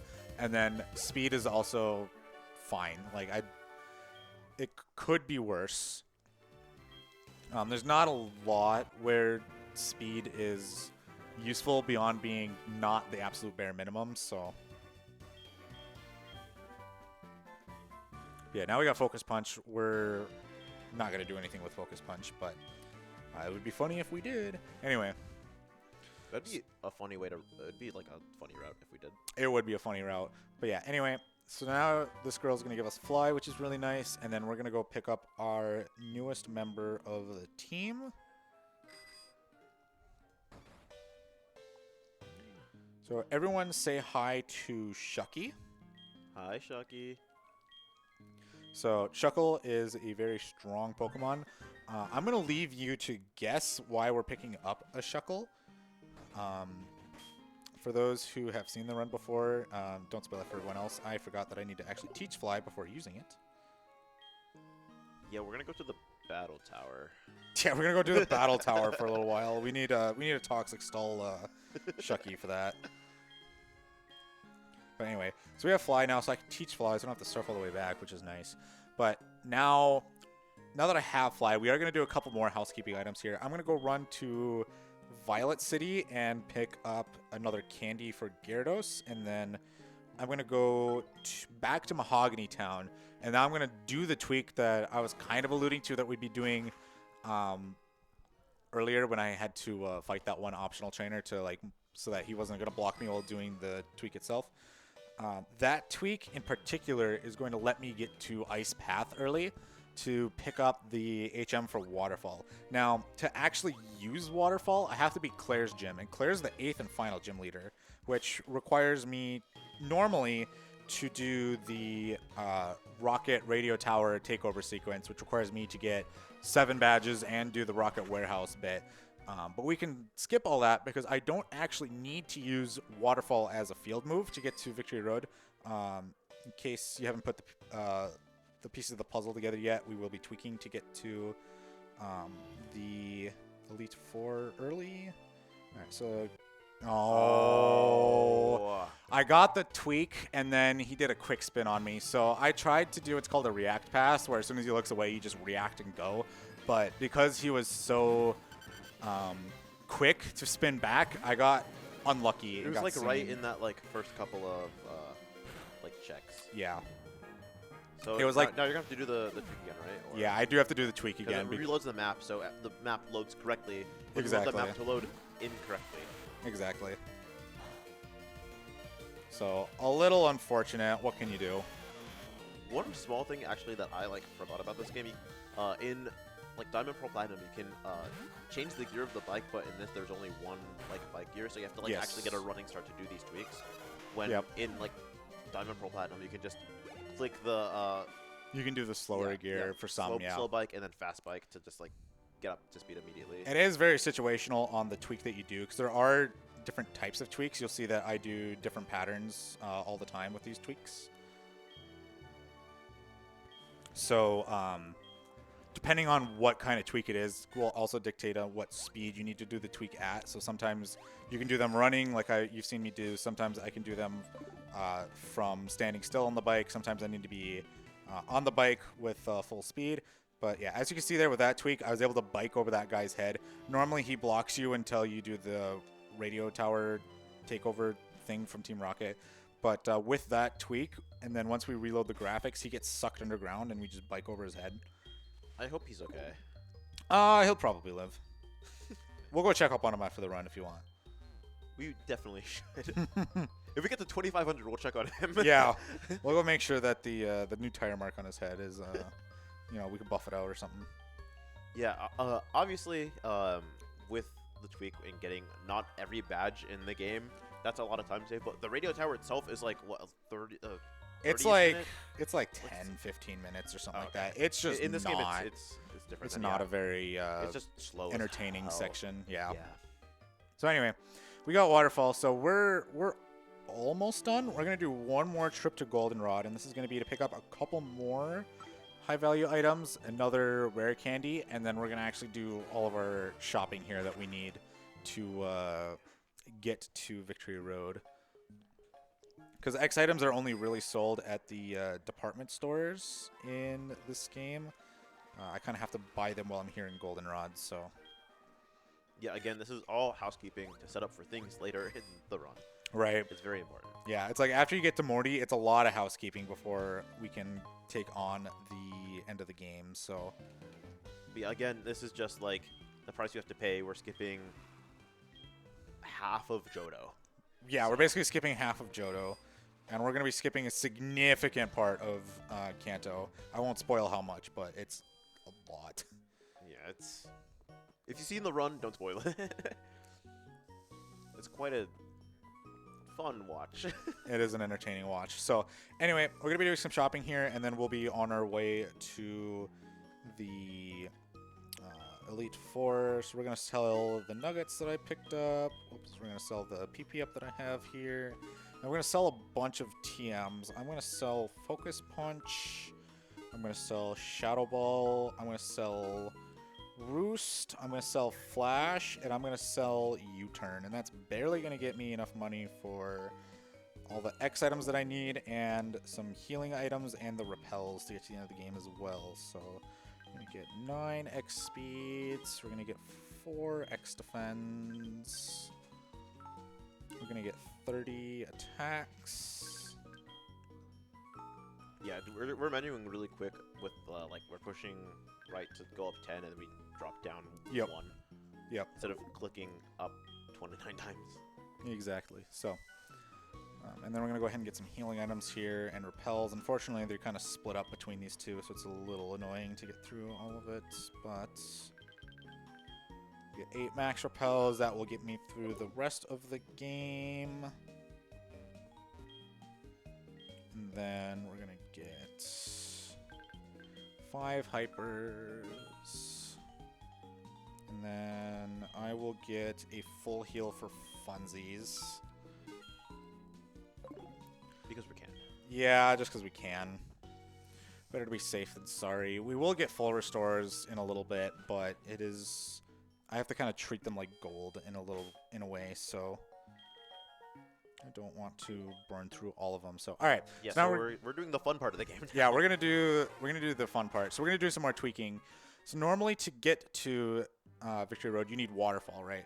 So what I'm gonna be doing here is I'm gonna be doing a couple of tweaks in a row here, and what that's gonna do is it's going to basically load Newbark Town over Tojo Falls, so I don't have to go through the falls at all. I can just completely skip that section. So you're going to see a little bit of deja vu here. It is completely normal. I'm also going to catch stats here.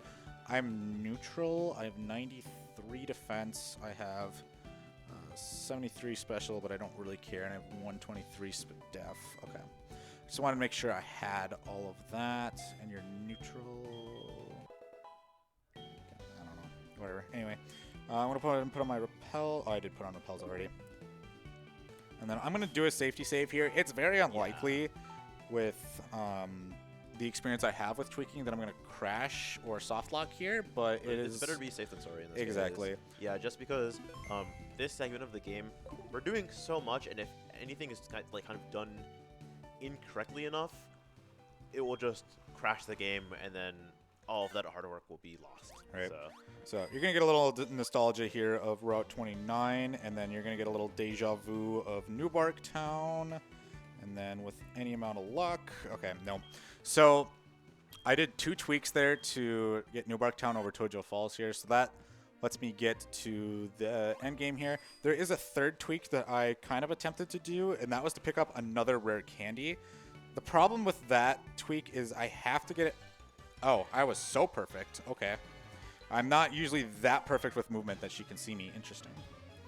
But usually your movement is, I don't know, what was I saying? I was talking about the candy. So the candy is only obtainable if you get the 3rd tweak the first time. Because if you mess it up and cross the vertical load line that kind of loads the next chunk to the right, what happens is that your height coordinate is different than as if you got the tweak the first time, and that means that you are unable to actually pick up the candy. Even if you can physically move to the candy, your height just doesn't work out in relation to the candy, so you can't pick it up. yeah, and you can't safety save for that, because if you reset, then it reloads the maps, and then it doesn't actually matter. Right. So it's just like, oh, you get it, cool. You don't get it, whatever. I could have just reset back to the tweaks and done the tweaks again. The tweaks were fun. They're scary for me.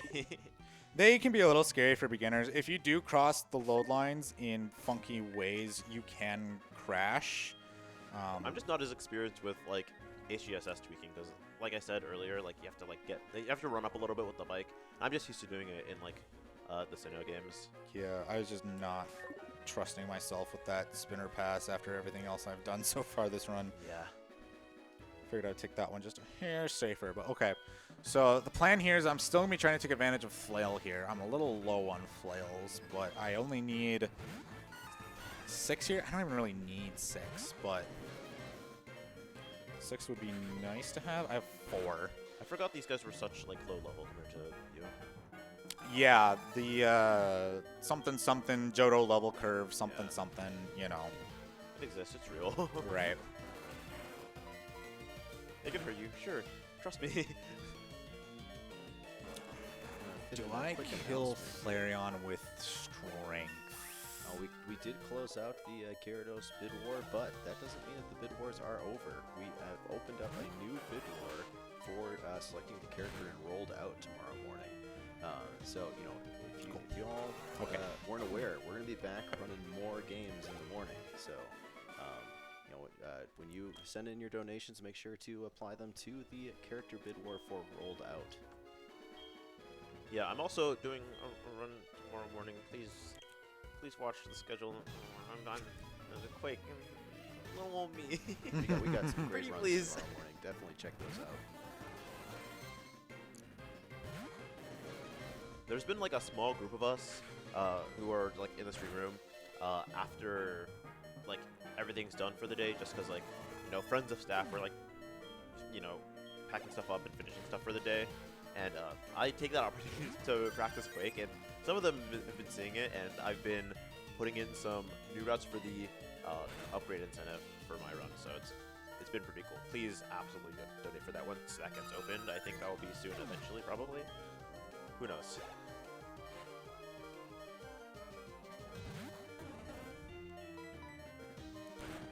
Don't know if this is actually going to kill Golduck. I didn't think so. That's fine. That's super fine. I'm out of flails, so being at 1 HP doesn't matter, but I'm really glad I lived it, because I don't have to use revives or heal. Well, I do need to heal, but... Only a little heal for fun. Yeah. Let's see, where's my hypers? Here we go. I was going to need to heal for Rival anyway, so when I had to heal isn't a big deal. And I should, knock on wood, be fine to not take any damage on this Ace Trainer. I'm like pretty positive I won't take any damage, actually. Does Rival in this game require you to be at like full? Like full health? Yeah. You can do some flail shenanigans, but I don't have the flails to do that with. Yeah. And it's just a little safer to do it at full HP. I'm not super familiar with some of the more advanced flail strats. I tend to reserve this category as a race category because that's when I think it's the most entertaining. Oh yeah, because it's very fun. Like once you learn how to like pick in this game, it's like really fun to just like pick up and do sometimes. Yeah. And it's like not one of the longer like Gen 4 categories because they get really long. Yeah, some of the like platinum especially can get pretty long. E4 R2 and plat. Yeah. And the benefit is that here the stat requirements don't matter as much, so you can always finish a run if you're determined enough. Yeah. So it's If very you're easy to pick up determined and play. But yeah, Victory Road, yeah, you know, those 8 badges were fun. Yeah. Yeah, 8 badges, yeah. So the reason that the badge check guy can just let us pass is it doesn't actually check if we have badges. The Tojo Falls part where you have to use waterfall is the game's way of assuming you have all 8 badges, since the 8th badge is what gets you waterfall. Yeah. So by tweaking over that, the game is just like, yeah, you're good, bro. Do any of the games actually like check? I don't think the Sinnoh games do. The Sinnoh games are funny though, because even though you can tweak in Platinum, you can't tweak in Platinum the same way that you can in DP, because they kind of nerfed tweaking a little bit. Whoops. But you still kind of need to beat every gym in that game because of all the different HMs. Yeah. With the exception of, actually, I think you don't. No, you definitely don't need to, because there's a new route that uses teleport, and the whole point of teleport is to skip fighting Maylene, because Maylene would be the only optional, because you don't need fly if you can teleport. So I'm going to say no.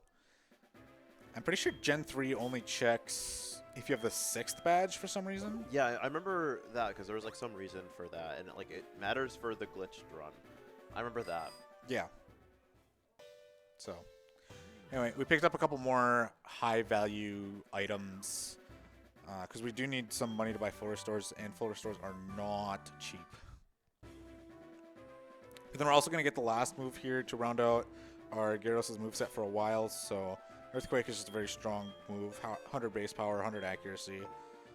Good coverage for Gyarados here, since our only non-normal move right now is Water.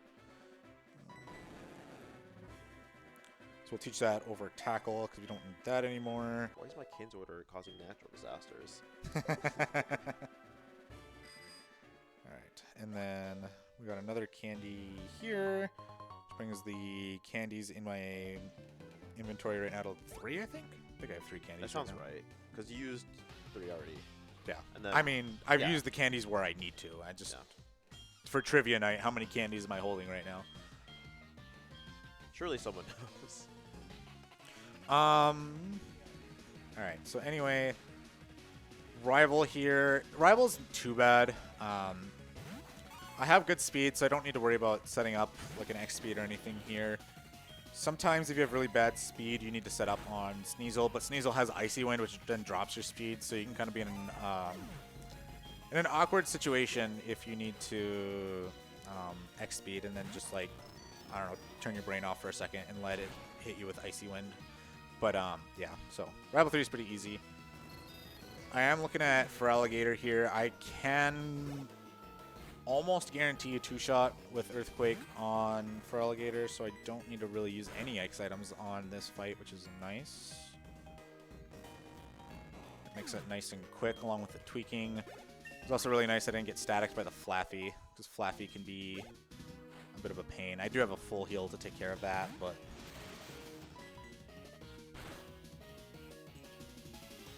I forgot his team's so big at this point. yeah. Yeah.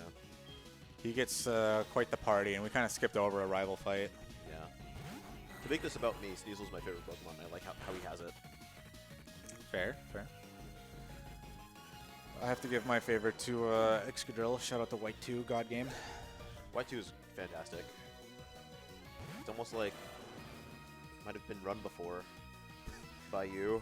A lot of times and a Yeah. lot of marathons. It's like going on tour for a while there. How often I was running White 2 for marathons. Anyway. Alright, so that takes care of rivals. The only thing standing between me and Kanto right now is 5 slightly annoying trainers. So yeah, we're gonna go into the league. We're gonna heal Gyarados using the PC, and unfortunately, we're gonna have to say goodbye to No Slaw. No Slaw has done its job. I can't believe we're getting rid of half of the box. I know. The Caniac combo will never be the same.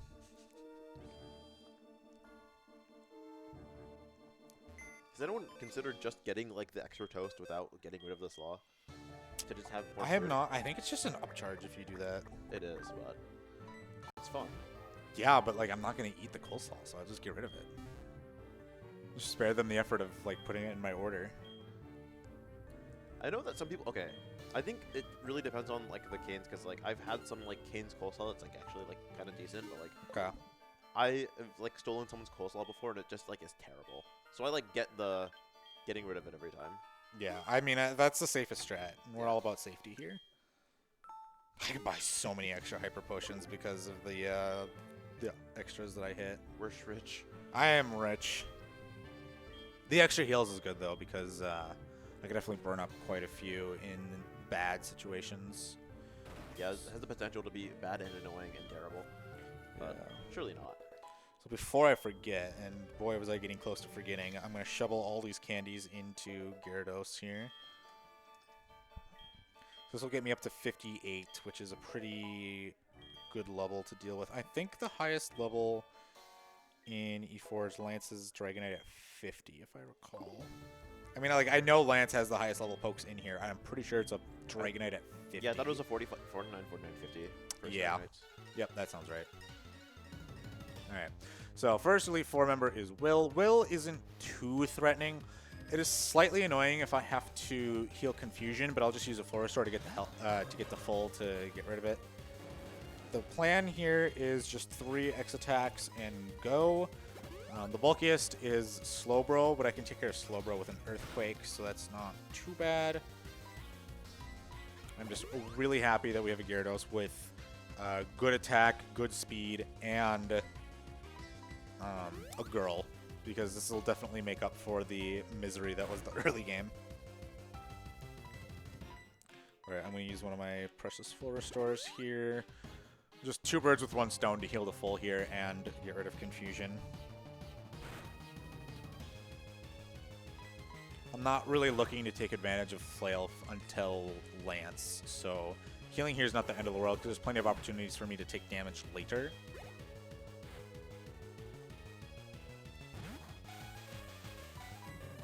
So I'll just be strengthening basically everything here.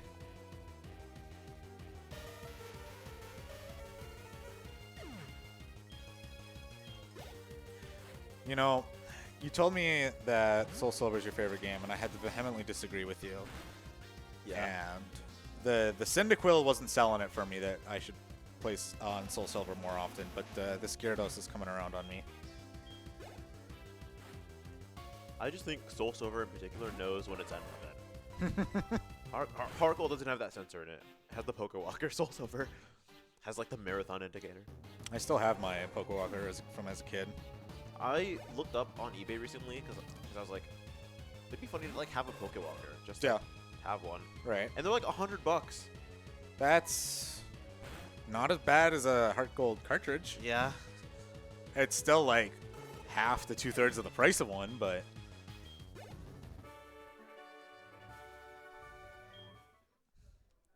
anyway, Will's done. So next up is Koga. Koga's poisoned. Will was psychic. Oops, I did not mean Yeah, to you talk can to tell by the cubes that he's a psychic trainer. Yeah.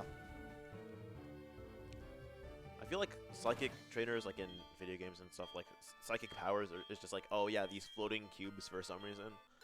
Yeah. I don't really get it. Alright, for no reason other to be cheeky, I'm going to Waterfall as Ariados. I think it's like a 15 and 16 range or something with this attack. You can set up an X attack on Ariados before attacking, but this just gets rid of the chance of getting poisoned by Poison Jab. There we go. That's so shrimpable. We've never been so back.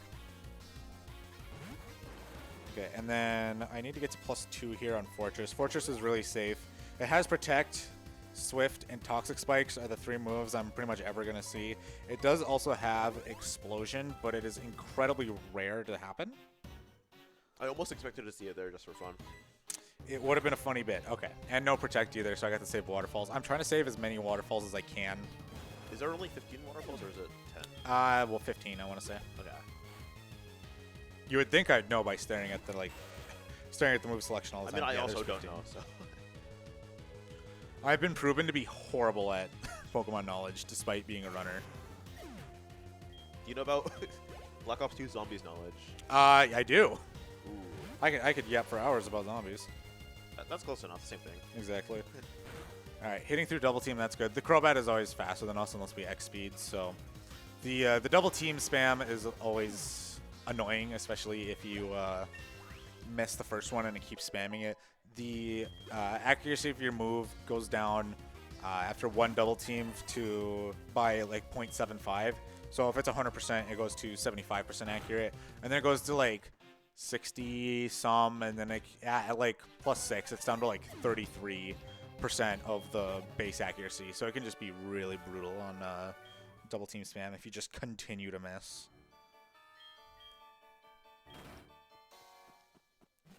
But 2 down, 3 to go. The next one is Bruno. Bruno is also not too intimidating. Since I have good attack, I can set up 1 X attack against his lead Hitmontop, and that will guarantee that I can kill Machamp with Waterfall. The problem with Machamp that makes it so scary is that it has Rock Slide, and it also has the ability No Guard, which means that it will never miss any of its moves. Like, the accuracy check is completely bypassed, but the accuracy checks against it are also bypassed. So in this case, I'm using a 100 accurate move, so it doesn't actually matter, but Machamp is using Rock Slide, which is a 90% accurate move, so it will hit every time because it just bypasses that check thanks to No Guard. And Rock Slide kind of hurts. So the nice thing here is that I can one-shot it no problem. Everything else is very simple as well.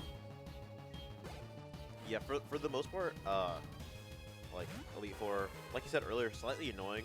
It's like there isn't that much setup, and where you set up, not much can like go wrong other than sometimes you get poisoned a little bit, and that's annoying. But yeah, there's more. Annoying. Yeah, there's more minor annoyances for the first half of the Elite Four than actual problems. The biggest problems are going to start coming up on the next 2 fights. The big reason being is that Karen, who's a Dark type, leads an Umbreon with double team, and I do need to set up a couple X specials against it because I just want to one-shot it and not risk putting it in heal range or anything like that. So the plan is to use 2 X attacks to then one-shot with Waterfall, and then I just kind of have to hit through double team and pray for the best. I need to save at least 2 Waterfalls, 1 for Gengar and 1 for Lance's Aerodactyl. So I would prefer not to lose the vast majority of the Waterfalls I still have to that. yeah, I knew that there was double team at play here. I didn't remember if it was Umbreon. I know approximately the route. Yep. This fight is the worst in Manip to any percent with Raikou because you are using Thunder a lot, and because of Umbreon's trolliness and your lack of resources in that run, you basically just have to set up an X special and then hit a Thunder through double team, which brings it to basically a coin flip. And if you miss that, you are basically screwed because you need so many Thunders still for Lance.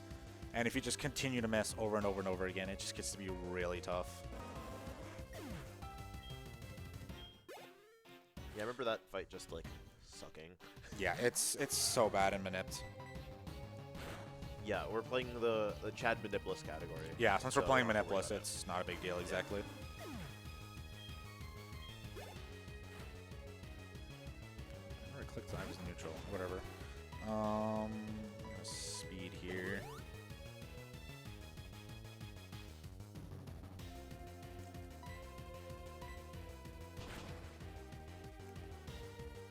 Did not need to Waterfall Houndoom. I could have strengthened it to save super effective text, but sometimes you just gotta go for it. Yeah, sometimes you gotta swag out on Houndoom. Sometimes you just have a have a problem with one poke in particular, and you just want to make sure you take care of it. Yeah, in another category, you made my life terrible, so in this category, I'm gonna super effective you. Exactly.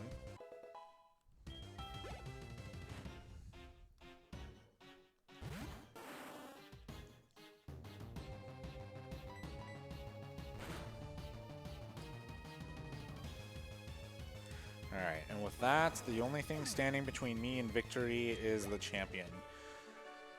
So my health is really high right now, and I'm trying to set up a flail, so I'm going to be spending a lot of turns letting Lance's Gyarados chip me down. The hope is that I would set up a flail 150, so that way I can just take care of everything, no problem. However, crits can happen. If I don't get a good flail, I can back up with strength if needed, but it just takes more X attacks to get to the point where strength will take care of everything. So the goal here is going to be at least 3 X attacks and a speed.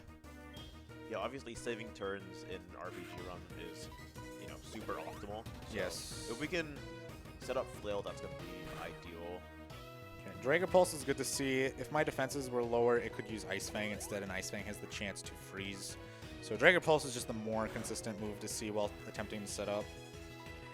That's 2 X attacks.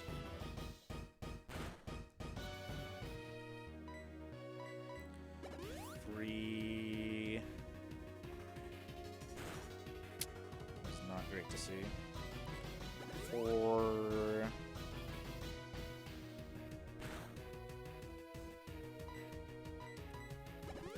5. Give me a Dragon Pulse. Ice Fang. Okay. That's fine. This is Flail 100, and I'm at 4, so this should be just fine with my attack. If it's not, things might get very interesting.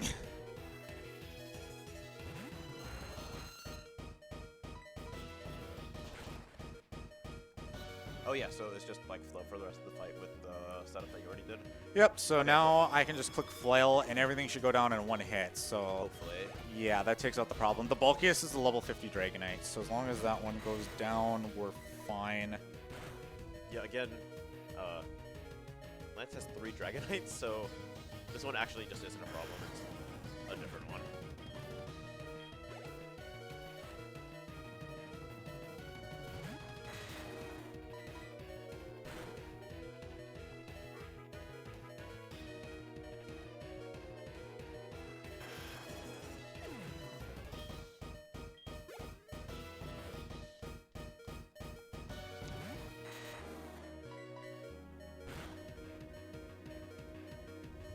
He sits with weighted breath, making sure he didn't screw anything up. All right. GG's. We're so back.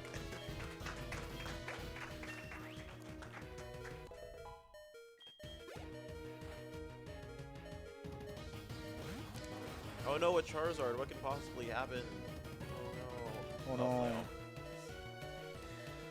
Okay, and with that, we are off to Kanto. So,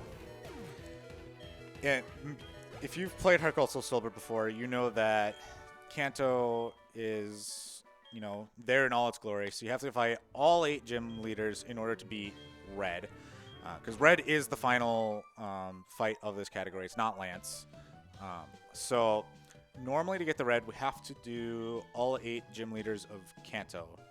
And that gives Oak the okay to open up Mount Silver for us and give us rock climbs. So with that in mind, you would think that we have quite a bit ahead of us yet in terms of finishing the run. However, we actually only have about 3 fights to finish this run.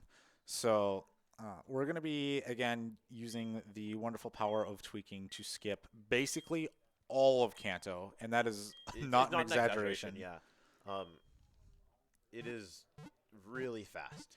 Yeah, so normally to clear Kanto, what you have to do is first you take the SSN or whatever it is in this game. I forget. It's SS Aqua. Isn't that Gen 3? I don't know. I thought it was. You take the boat. Yeah. There's a big boat. There's a boat. There's like a yacht. You take it. Yeah, there's a boat. You got to do a little quest on the boat. you'll get to see that. And then once we get to Kanto, this isn't GDQ. We can only take yachts in video games here. right. So, and then once we get to Kanto, normally what you have to do is you have to do the power plant side quest with the rocket grunt and the machine part in Cerulean City around Misty's gym, because you need that. You need to do that quest to get the expanded radio card to wake up the Snorlax to get to the west side of the region. Because we come into Kanto from Vermilion, so to get to Pewter, we have to go through Diglett's Cave, but there's a Snorlax in the way. So normally you would get the radio card to get Snorlax out of the way by waking it up using like the Pokeflute channel or whatever. But we don't have the radio card. We completely skipped that part of the game. I actually don't know if he would still give us the card. He might. But we don't even need the card at all to get to Pewter and all that. But that doesn't fix the problem that we need to fight all 7 gym leaders of Kanto to, or at least all 7 minus Blue, because Blue is gated to be the very last gym leader that you fight. So you have to beat all the other gym leaders first before you can unlock Blue's gym by talking to him at Cinnabar Island. But we're going to be doing a similar thing that we did to Whitney's gym. We're just going to use a tweak to sneak into the gym early so we don't have to fight any gym leader. And then we'll also use a tweak to deload the Snorlax so we don't need the radio card. So those 2 bits allow us to basically skip all of Kanto. Yeah, it is not super involved. Yeah, like he said, it's literally just movement at this point, and then you go around, and then it's a little bit more movement, and then you do the gym, and then the story catches up to you, and then it's like, fine. Yeah. So before we go to Kanto, though, there's one more thing we need to do, and we need to give Shucky some exercise. Surprise tool from earlier. Right, Shucky's finally making an appearance here. He wasn't quite strong enough to take on the E4, but with this little bit of practice, I think he'll be ready to take on Red, don't you think? Oh yeah, for sure, surely.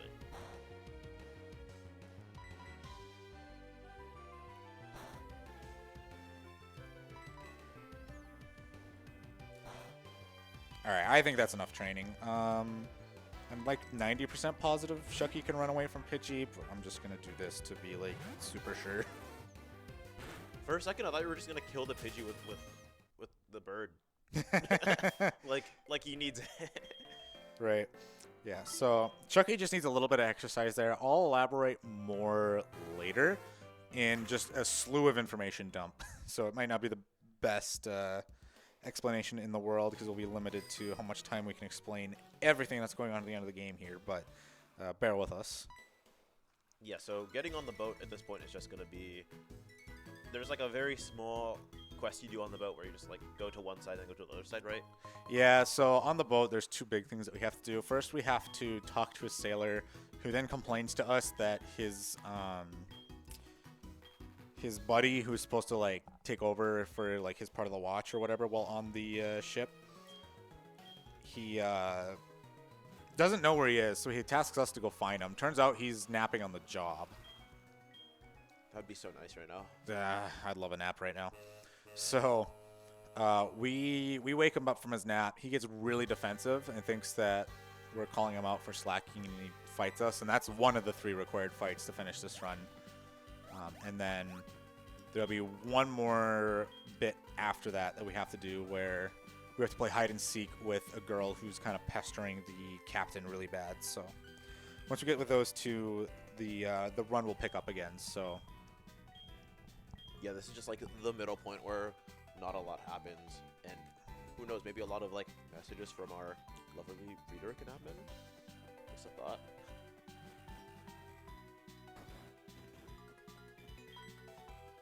So yeah, this is just kind of the calm before the storm. This is the moment to reset your nerves if you're you know, on like a really good pace or something.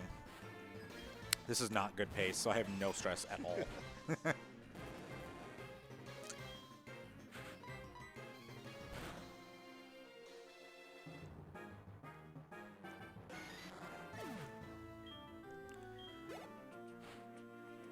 Folks, we're still sitting at 2,346 I had so many dollars towards P Fund. Please get your donations in. Chat, I know you can do this. Exclamation point donate. Let's try to hit that $2,500 before the end of the night. Run, if we get that $2,500, we can check on that guy we ran over. Oh, yeah. We could play around with a bunch of stuff since obviously there's a lot of things we didn't do before finishing the game, so not a lot of people get to see the exploration part of like what the game is like after like a glitched run. With revisiting Kanto here, I want to know chat's favorite generation of Pokemon. What's your favorite region? What's your favorite game? Let me know. Tell me in donations.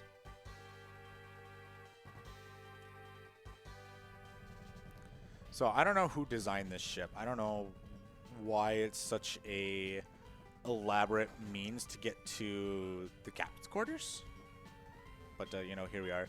I also don't know how the captain can be steering the ship when I don't see a steering wheel or any indication that he can see out of the ship from here. Especially because this is a fully enclosed room. You know, like, drones? Oh, drones. Okay. I wonder if drones existed on this game. I don't even remember. It probably uses like a Pokemon or something. Just straps a camera to it. Like, my Gyarados, go. Please drive this ship for me. I'm going to take a nap. Exactly. Oh, it is Aqua. Oh, okay, so you were right. I'm wrong. I mean, I guessed. I'm going to be so Fair. I don't deserve being right. Fair. All right, so we're going to do a fly here into Vermilion because it's faster than taking the gates out because there's a little cutscene to like get out, and then you have to bike all the way through town. So it just ends up being faster to fly. I'm going to pray for no encounters here. I'm always lucky. I'm on like a hot streak of not getting an encounter there. Those 3 tiles, it's just not worth to use a repel for, so you just kind of always yellow the tiles and hope for the best. I've never gotten like no encounter there. Yeah, but our goal is to get through Diglett's Cave, but to get through Diglett's Cave, we need to deload the Snorlax. So to do that, we kind of have to go all the way around to get to the other side of Snorlax to be able to actually perform the tweak that gets rid of him. So we're going to do a tweak here, and that lets us sneak past this guy, because otherwise he could see us as a mandatory trainer that we'd have to fight. So we just completely skip having to fight him. Then we just kind of work our way down here. We have to surf this, so I'm going to be risking some more repel tiles here. And then I promise there'll be no more encounter checks the rest of the run. All right, perfect. We're so back. I know. I'm finally getting rewarded for not getting encounters after being absolutely encounter walled at the start. I know that that's like entirely luck, but it just feels so nice. Right. All right, and then there's 2 things that we're doing here. I'm putting on repels again, and then I'm also teaching attract. So the whole reason that I wanted this Gyarados to be a girl is because all of Red and Blue's teams are males. So having a female Gyarados makes it extremely easy to get set up and beat them because attract to go burr. I also just did a really risky thing by doing that tweak on the bike. I've seen people crash on that tweak using the bike, and I didn't realize I didn't get off the bike. That was kind of terrifying. Yeah, it's kind of an enigma that that tweak causes a crash when you're on the bike sometimes. We don't really have an answer as to why. So a lot of runners just opt to usually do it while running to make it a lot safer. Yeah, I always assumed it was just because you're at like such high speed that like if you like it's like subframe shenanigans in my brain, but I have no clue. Like it's just kind of speculation. I know how tweaks work well enough in like the Gen 4 games that I could say that a little bit confidently. Right.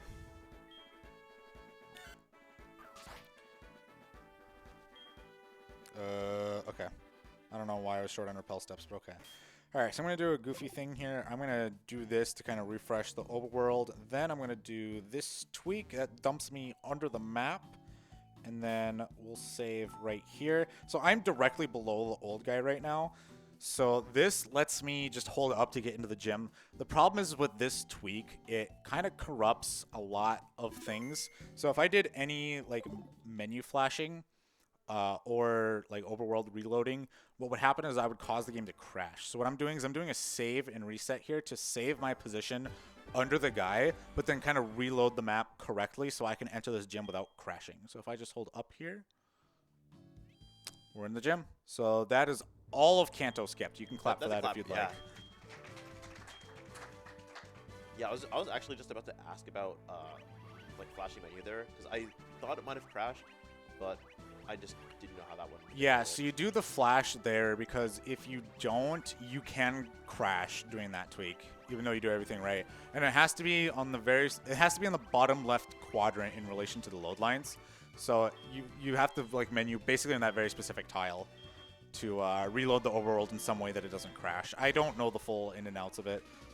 There's a glitch under, his name is Retire. He's done a lot of research in the tweaking and stuff in these games, so. Big shoutouts. Alright, so Blue, the plan here is to make Executor fall in love and have it be as useless as possible for as long as possible. I do need to set up 5x attacks while dealing with a Leaf Storm. So my Spadef is fine. I'm going to X attack here. Turn 1 Leaf Storm is kind of strange. Usually you would see Trick Room go up first. Now it just went up, so 2-1. Yep, and then a track. So. 3-2.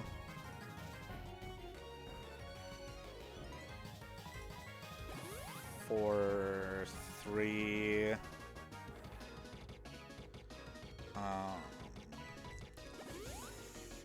4-4. So Trick Room is going off this turn. Okay, so I can go. 89 is surely enough. I might heal on Gyarados to be safe. We'll see how the vibes go.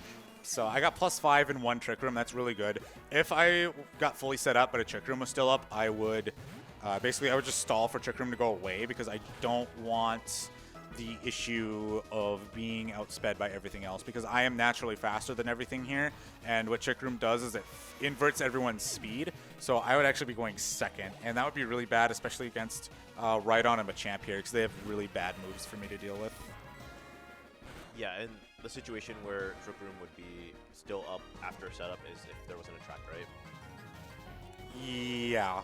If you get a track stall or like a turn 2 Trick Room like I did, you can kind of get away with it. Okay, so yeah. I got really lucky there.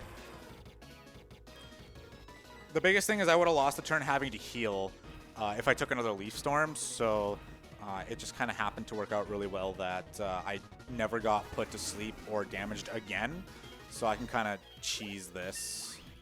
Yeah, I was gonna say, like, this, I don't think he had anything that, like, would be that bad. Yeah.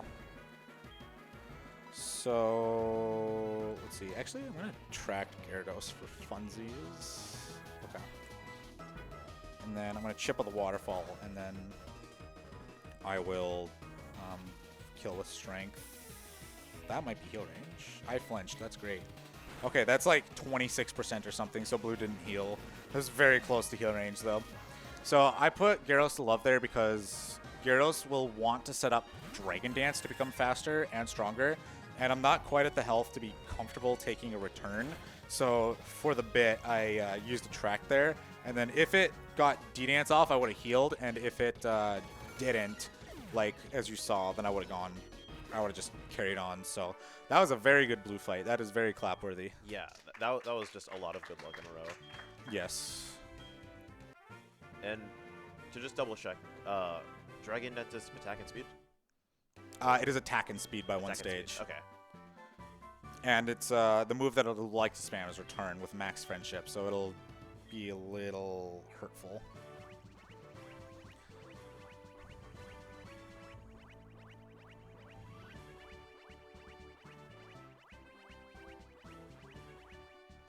Okay, so unfortunately or fortunately, I can't get Lapras on red. So this is a very complicated fight that's coming up. It's basically the last fight of the run. It's red. Spoiler alert, yeah. Yeah, spoilers, I know. When I said there's 3 fights left and we fought 2 of them, who could be the last one? So red leads Pikachu, and Pikachu is really, really powerful because it's holding a light ball, which makes it do an extreme amount of damage. I basically have no chance of setting up with Gyarados against Pikachu because any combination of Volt Tackle or Thunderbolt and any X defend item that I have will just not work. Gyarados will die in one shot. No getting around it. So that's where our Shucky is coming in. So Shucky, despite being level 20, has insane defensive stats. And Quick Attack is not boosted by the Light Ball, so it's a pretty weak move for Pikachu, despite being level 88. And with the combination of Pikachu's low damage output with Quick Attack and Shucky's high defenses, it turns out that the max roll, or 1 in 16 chance for Quick Attack's like damage output, is 35 against Shucky. So that's why I kind of did a little training session with Shucky to put it to exactly 35 HP. That is because now, instead of trying to kill Shucky with either Iron Tail or Volt Tackle or Thunderbolt or what have you, instead it'll go for Quick Attack because it sees a kill with Quick Attack and its thought process is Quick Attack is priority. So I will just pick Quick Attack. I won't even consider my other moves, despite being way more effective in this case against Shucky. So we're going to take that to our advantage to use a move that Shucky has called Encore. And what that'll do is that will lock Pikachu into using Quick Attack for a set number of turns. And that will be my window to set up on Pikachu with Gyarados to take it out. Now, I need 2 X speeds and 1 X attack to take out Pikachu. Actually, no, I don't need the X attack. I just need the 2 X speeds to take out Pikachu. And that's all fine and dandy. I can do that, no problem. But then I have options on who comes out next. So for Red to decide who comes out next, he does basically a simulated calculation based on your defense and special defense against the next possible best Pokemon to send out to do the most damage. And that turns out to be a toss-up between 3 Pokemon based on the combination of your defense and special defense. It's between Lapras, Venusaur, and Snorlax. So based on my defense and SPDEF right now, I think, in the Snorlax range, if I'm not entirely mistaken. Yeah, I'm square in Snorlax right now, which is fine. They each have their pros and cons on who to set up on. Lapras is typically the best to set up on, but it's a pretty rare situation that you can actually manipulate your stats in a way to get Lapras safely. You basically need really garbage defense for it to happen, and I have right in the middle defense, so I just cannot see Lapras at all. But I could see either Snorlax or Venusaur based on my X item usage after the 2 X speeds. So I'm going to try to get Snorlax because I like Snorlax a little bit better than Venusaur. Snorlax has Blizzard, and I'm playing on a very specific day. I'm playing on 1-1, which gives me Diamond Dust here, which means that there is no hail going on here. So at the end of every turn, I don't have to deal with chip damage from hail. I also don't have to deal with Blizzard being 100% accurate because in the snow or in the hail, Blizzard's 100% accurate. So now it's base 70%. There's only a set number of days where you can get this Diamond Dust. So my plan here is to get Snorlax set up in a way that it spams Blizzard instead of Crunch, because Crunch is ugly because it drops defense. And then hopefully I'll just be able to set up and take care of Red in no problem. So let's see if I get this first try. Having Attract is a little bit of a cheat code here, so I can just attract Snorlax to make setting up even easier. I didn't heal Gyarados. Is it just it's fine. Reset, or? Let me get the 2 X speeds off first, and I'll think about it. I can do 2 X speeds and heal and should be fine. Oh, that did a lot. If Encore wears off this turn, I have to reset because I forgot to heal. Okay. So it's still locked in to Quick Attack. I'm kind of wasting a turn here because I forgot to heal Gyarados, but it's fine. Encore has a variable number of turns that it can last. It can go off, I think, as soon as I got off that second X speed, or I can go for a couple more turns yet. And I was gonna say, yeah, isn't it 2 to 5? Yeah, it's something like that. Like 3 to 7, I think? I don't know. Anyway, let me think. All right, so I'm just going to start setting up X attacks here. I don't need to set up anything to see Snorlax. So I'm just going to start setting up attacks early. Nope, so the Encore wore off, so now I have to take it out. I'm faster, this will kill, so that's not a problem. So then, praying for Snorlax here. I'm going to lead Snorlax with an X defend because it's probably going to crunch. That's my guess.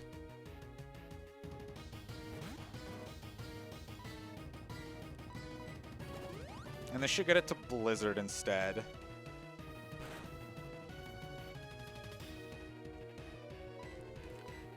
I am going to heal first, because even with an Expedef, Blizzard is probably going to kill from there.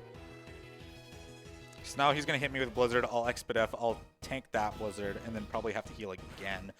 Wait, no, I have Attract. What am I doing? Attract. Be in love. I have to remember that when I'm a girl, I can actually like take advantage of that. That's a crit. That's fine. I can still win from here. It's just a little obnoxious. It's not like I got that set up before dying. And I did pick up the max revive in Diglett's Cave.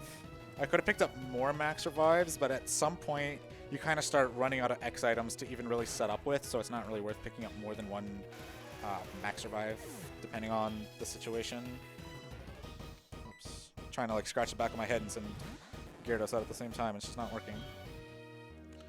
So I'm going to attract right away. I'll live whatever he does. Or I'll just miss Blizzard. Yeah. Perfect. I'll defend again to get rid of Crunch if it uses it. It's really adamant on using Blizzard. It's another crit. Not only did it like hit through not having 100% accuracy, it also crit.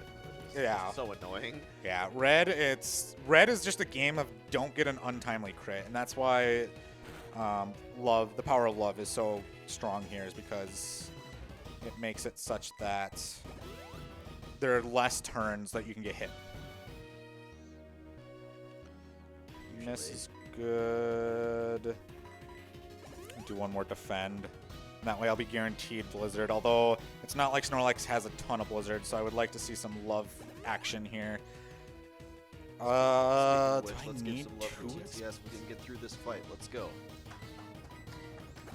Do I need 2 X speeds, or can I get away with 1? I don't know that the notes are gonna find an answer enough quickly for you to answer that for me. I just have to vibes this. Yeah, I was gonna say probably just run up 1 and then be fine. It's also Giga impacting now, which is not fantastic. Also, for those of you at home, every time I'm leading in, I'm like looking at the notes. 1,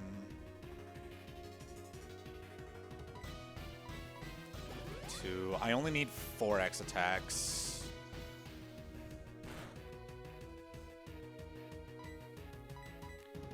Three.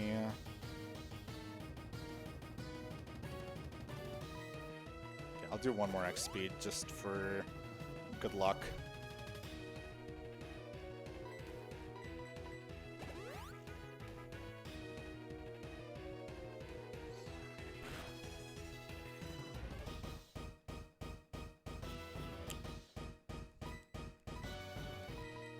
I'm just gonna heal this for safety, and then I'm gonna go. He's gonna recharge. No, I'm thinking about my decision there. He was gonna recharge. I would have probably had to heal against something later anyways.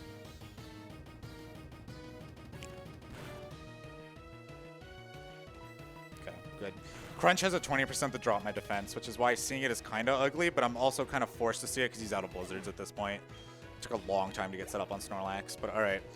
We're not out of the woods for a while yet. Everything is basically going to be a 2-shot from here, so I kind of just have to play around not getting crit while giving everything a turn.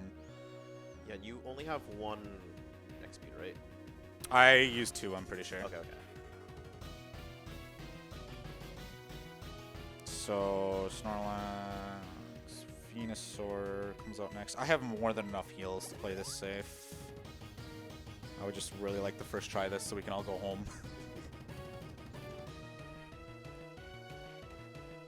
Okay, Miss is really good there because that means I don't have to set up on, or I don't have to heal on whatever's coming next, which is either Venusaur or Blastoise. I was kind of more scared of a Venusaur at that health, which is why I healed.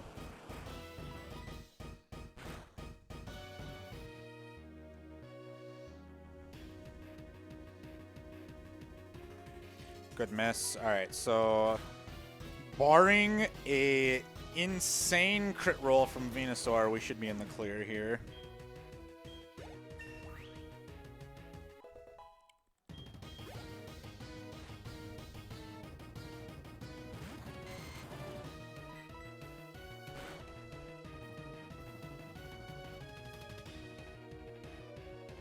Yeah, because Venusaur here could just like ruin your day if anything bad happens, right? It's more than likely a Sludge Bomb, so like at worst, I just get poisoned and have to heal. I don't think a crit Sludge Bomb plus poison like kills me or anything like that. Okay. I was worried of crit Sludge Bomb, poison, and then, or like getting sleep and then that happens. Sure. All right, and through all the odds, we beat Red. We're so back. All right. So time is coming up. There'll be one quick blip where Red disappears in the overworld, and then on the fade to black after that is time. So get ready, and time. That was a 229. 229. That's a lot better than I thought it was gonna be. I Yeah. thought we were gonna be in like mid 230s, and is like I was rough getting time. vibes like almost like 240, and we're like, ugh. Thanks Yeah. for watching. Thank you, fans. yeah, right.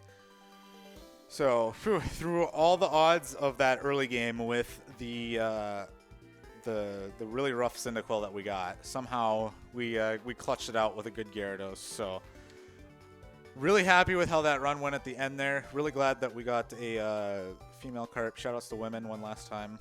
Let's go.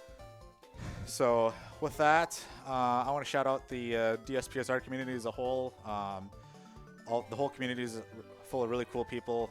We have a full Discord server. If you're ever interested in running this category, you can come in and ask your questions. We got route guides. More than enough people are willing to help if you have questions. So you can run on both Heart Gold or Source Silver. The version difference does not matter at all, which is why we had a nice little bid war for that today. With that, I think that's all I have to say. Is there anything you'd like to say, Lemmy? Nope. It just, run Pokemon is very fun. DSPSR, again, they're very chill. Yes. Pokemon's way more accessible than you might think. Is. There's a lot that goes on, but everything's like super well documented, and if it isn't, then good luck for the most part, but it's not going to be ever that bad. If you are an analytics person, you will enjoy Pokemon speedrunning. Yeah, Pokemon speedrunning is like definitely a spreadsheet game where you just have the spreadsheet up and then you like kind of do input sometimes. Yeah. So, all right. With that, I want to thank Midwest Speedfest for having me, and I hope you all have a good one and stay safe out there.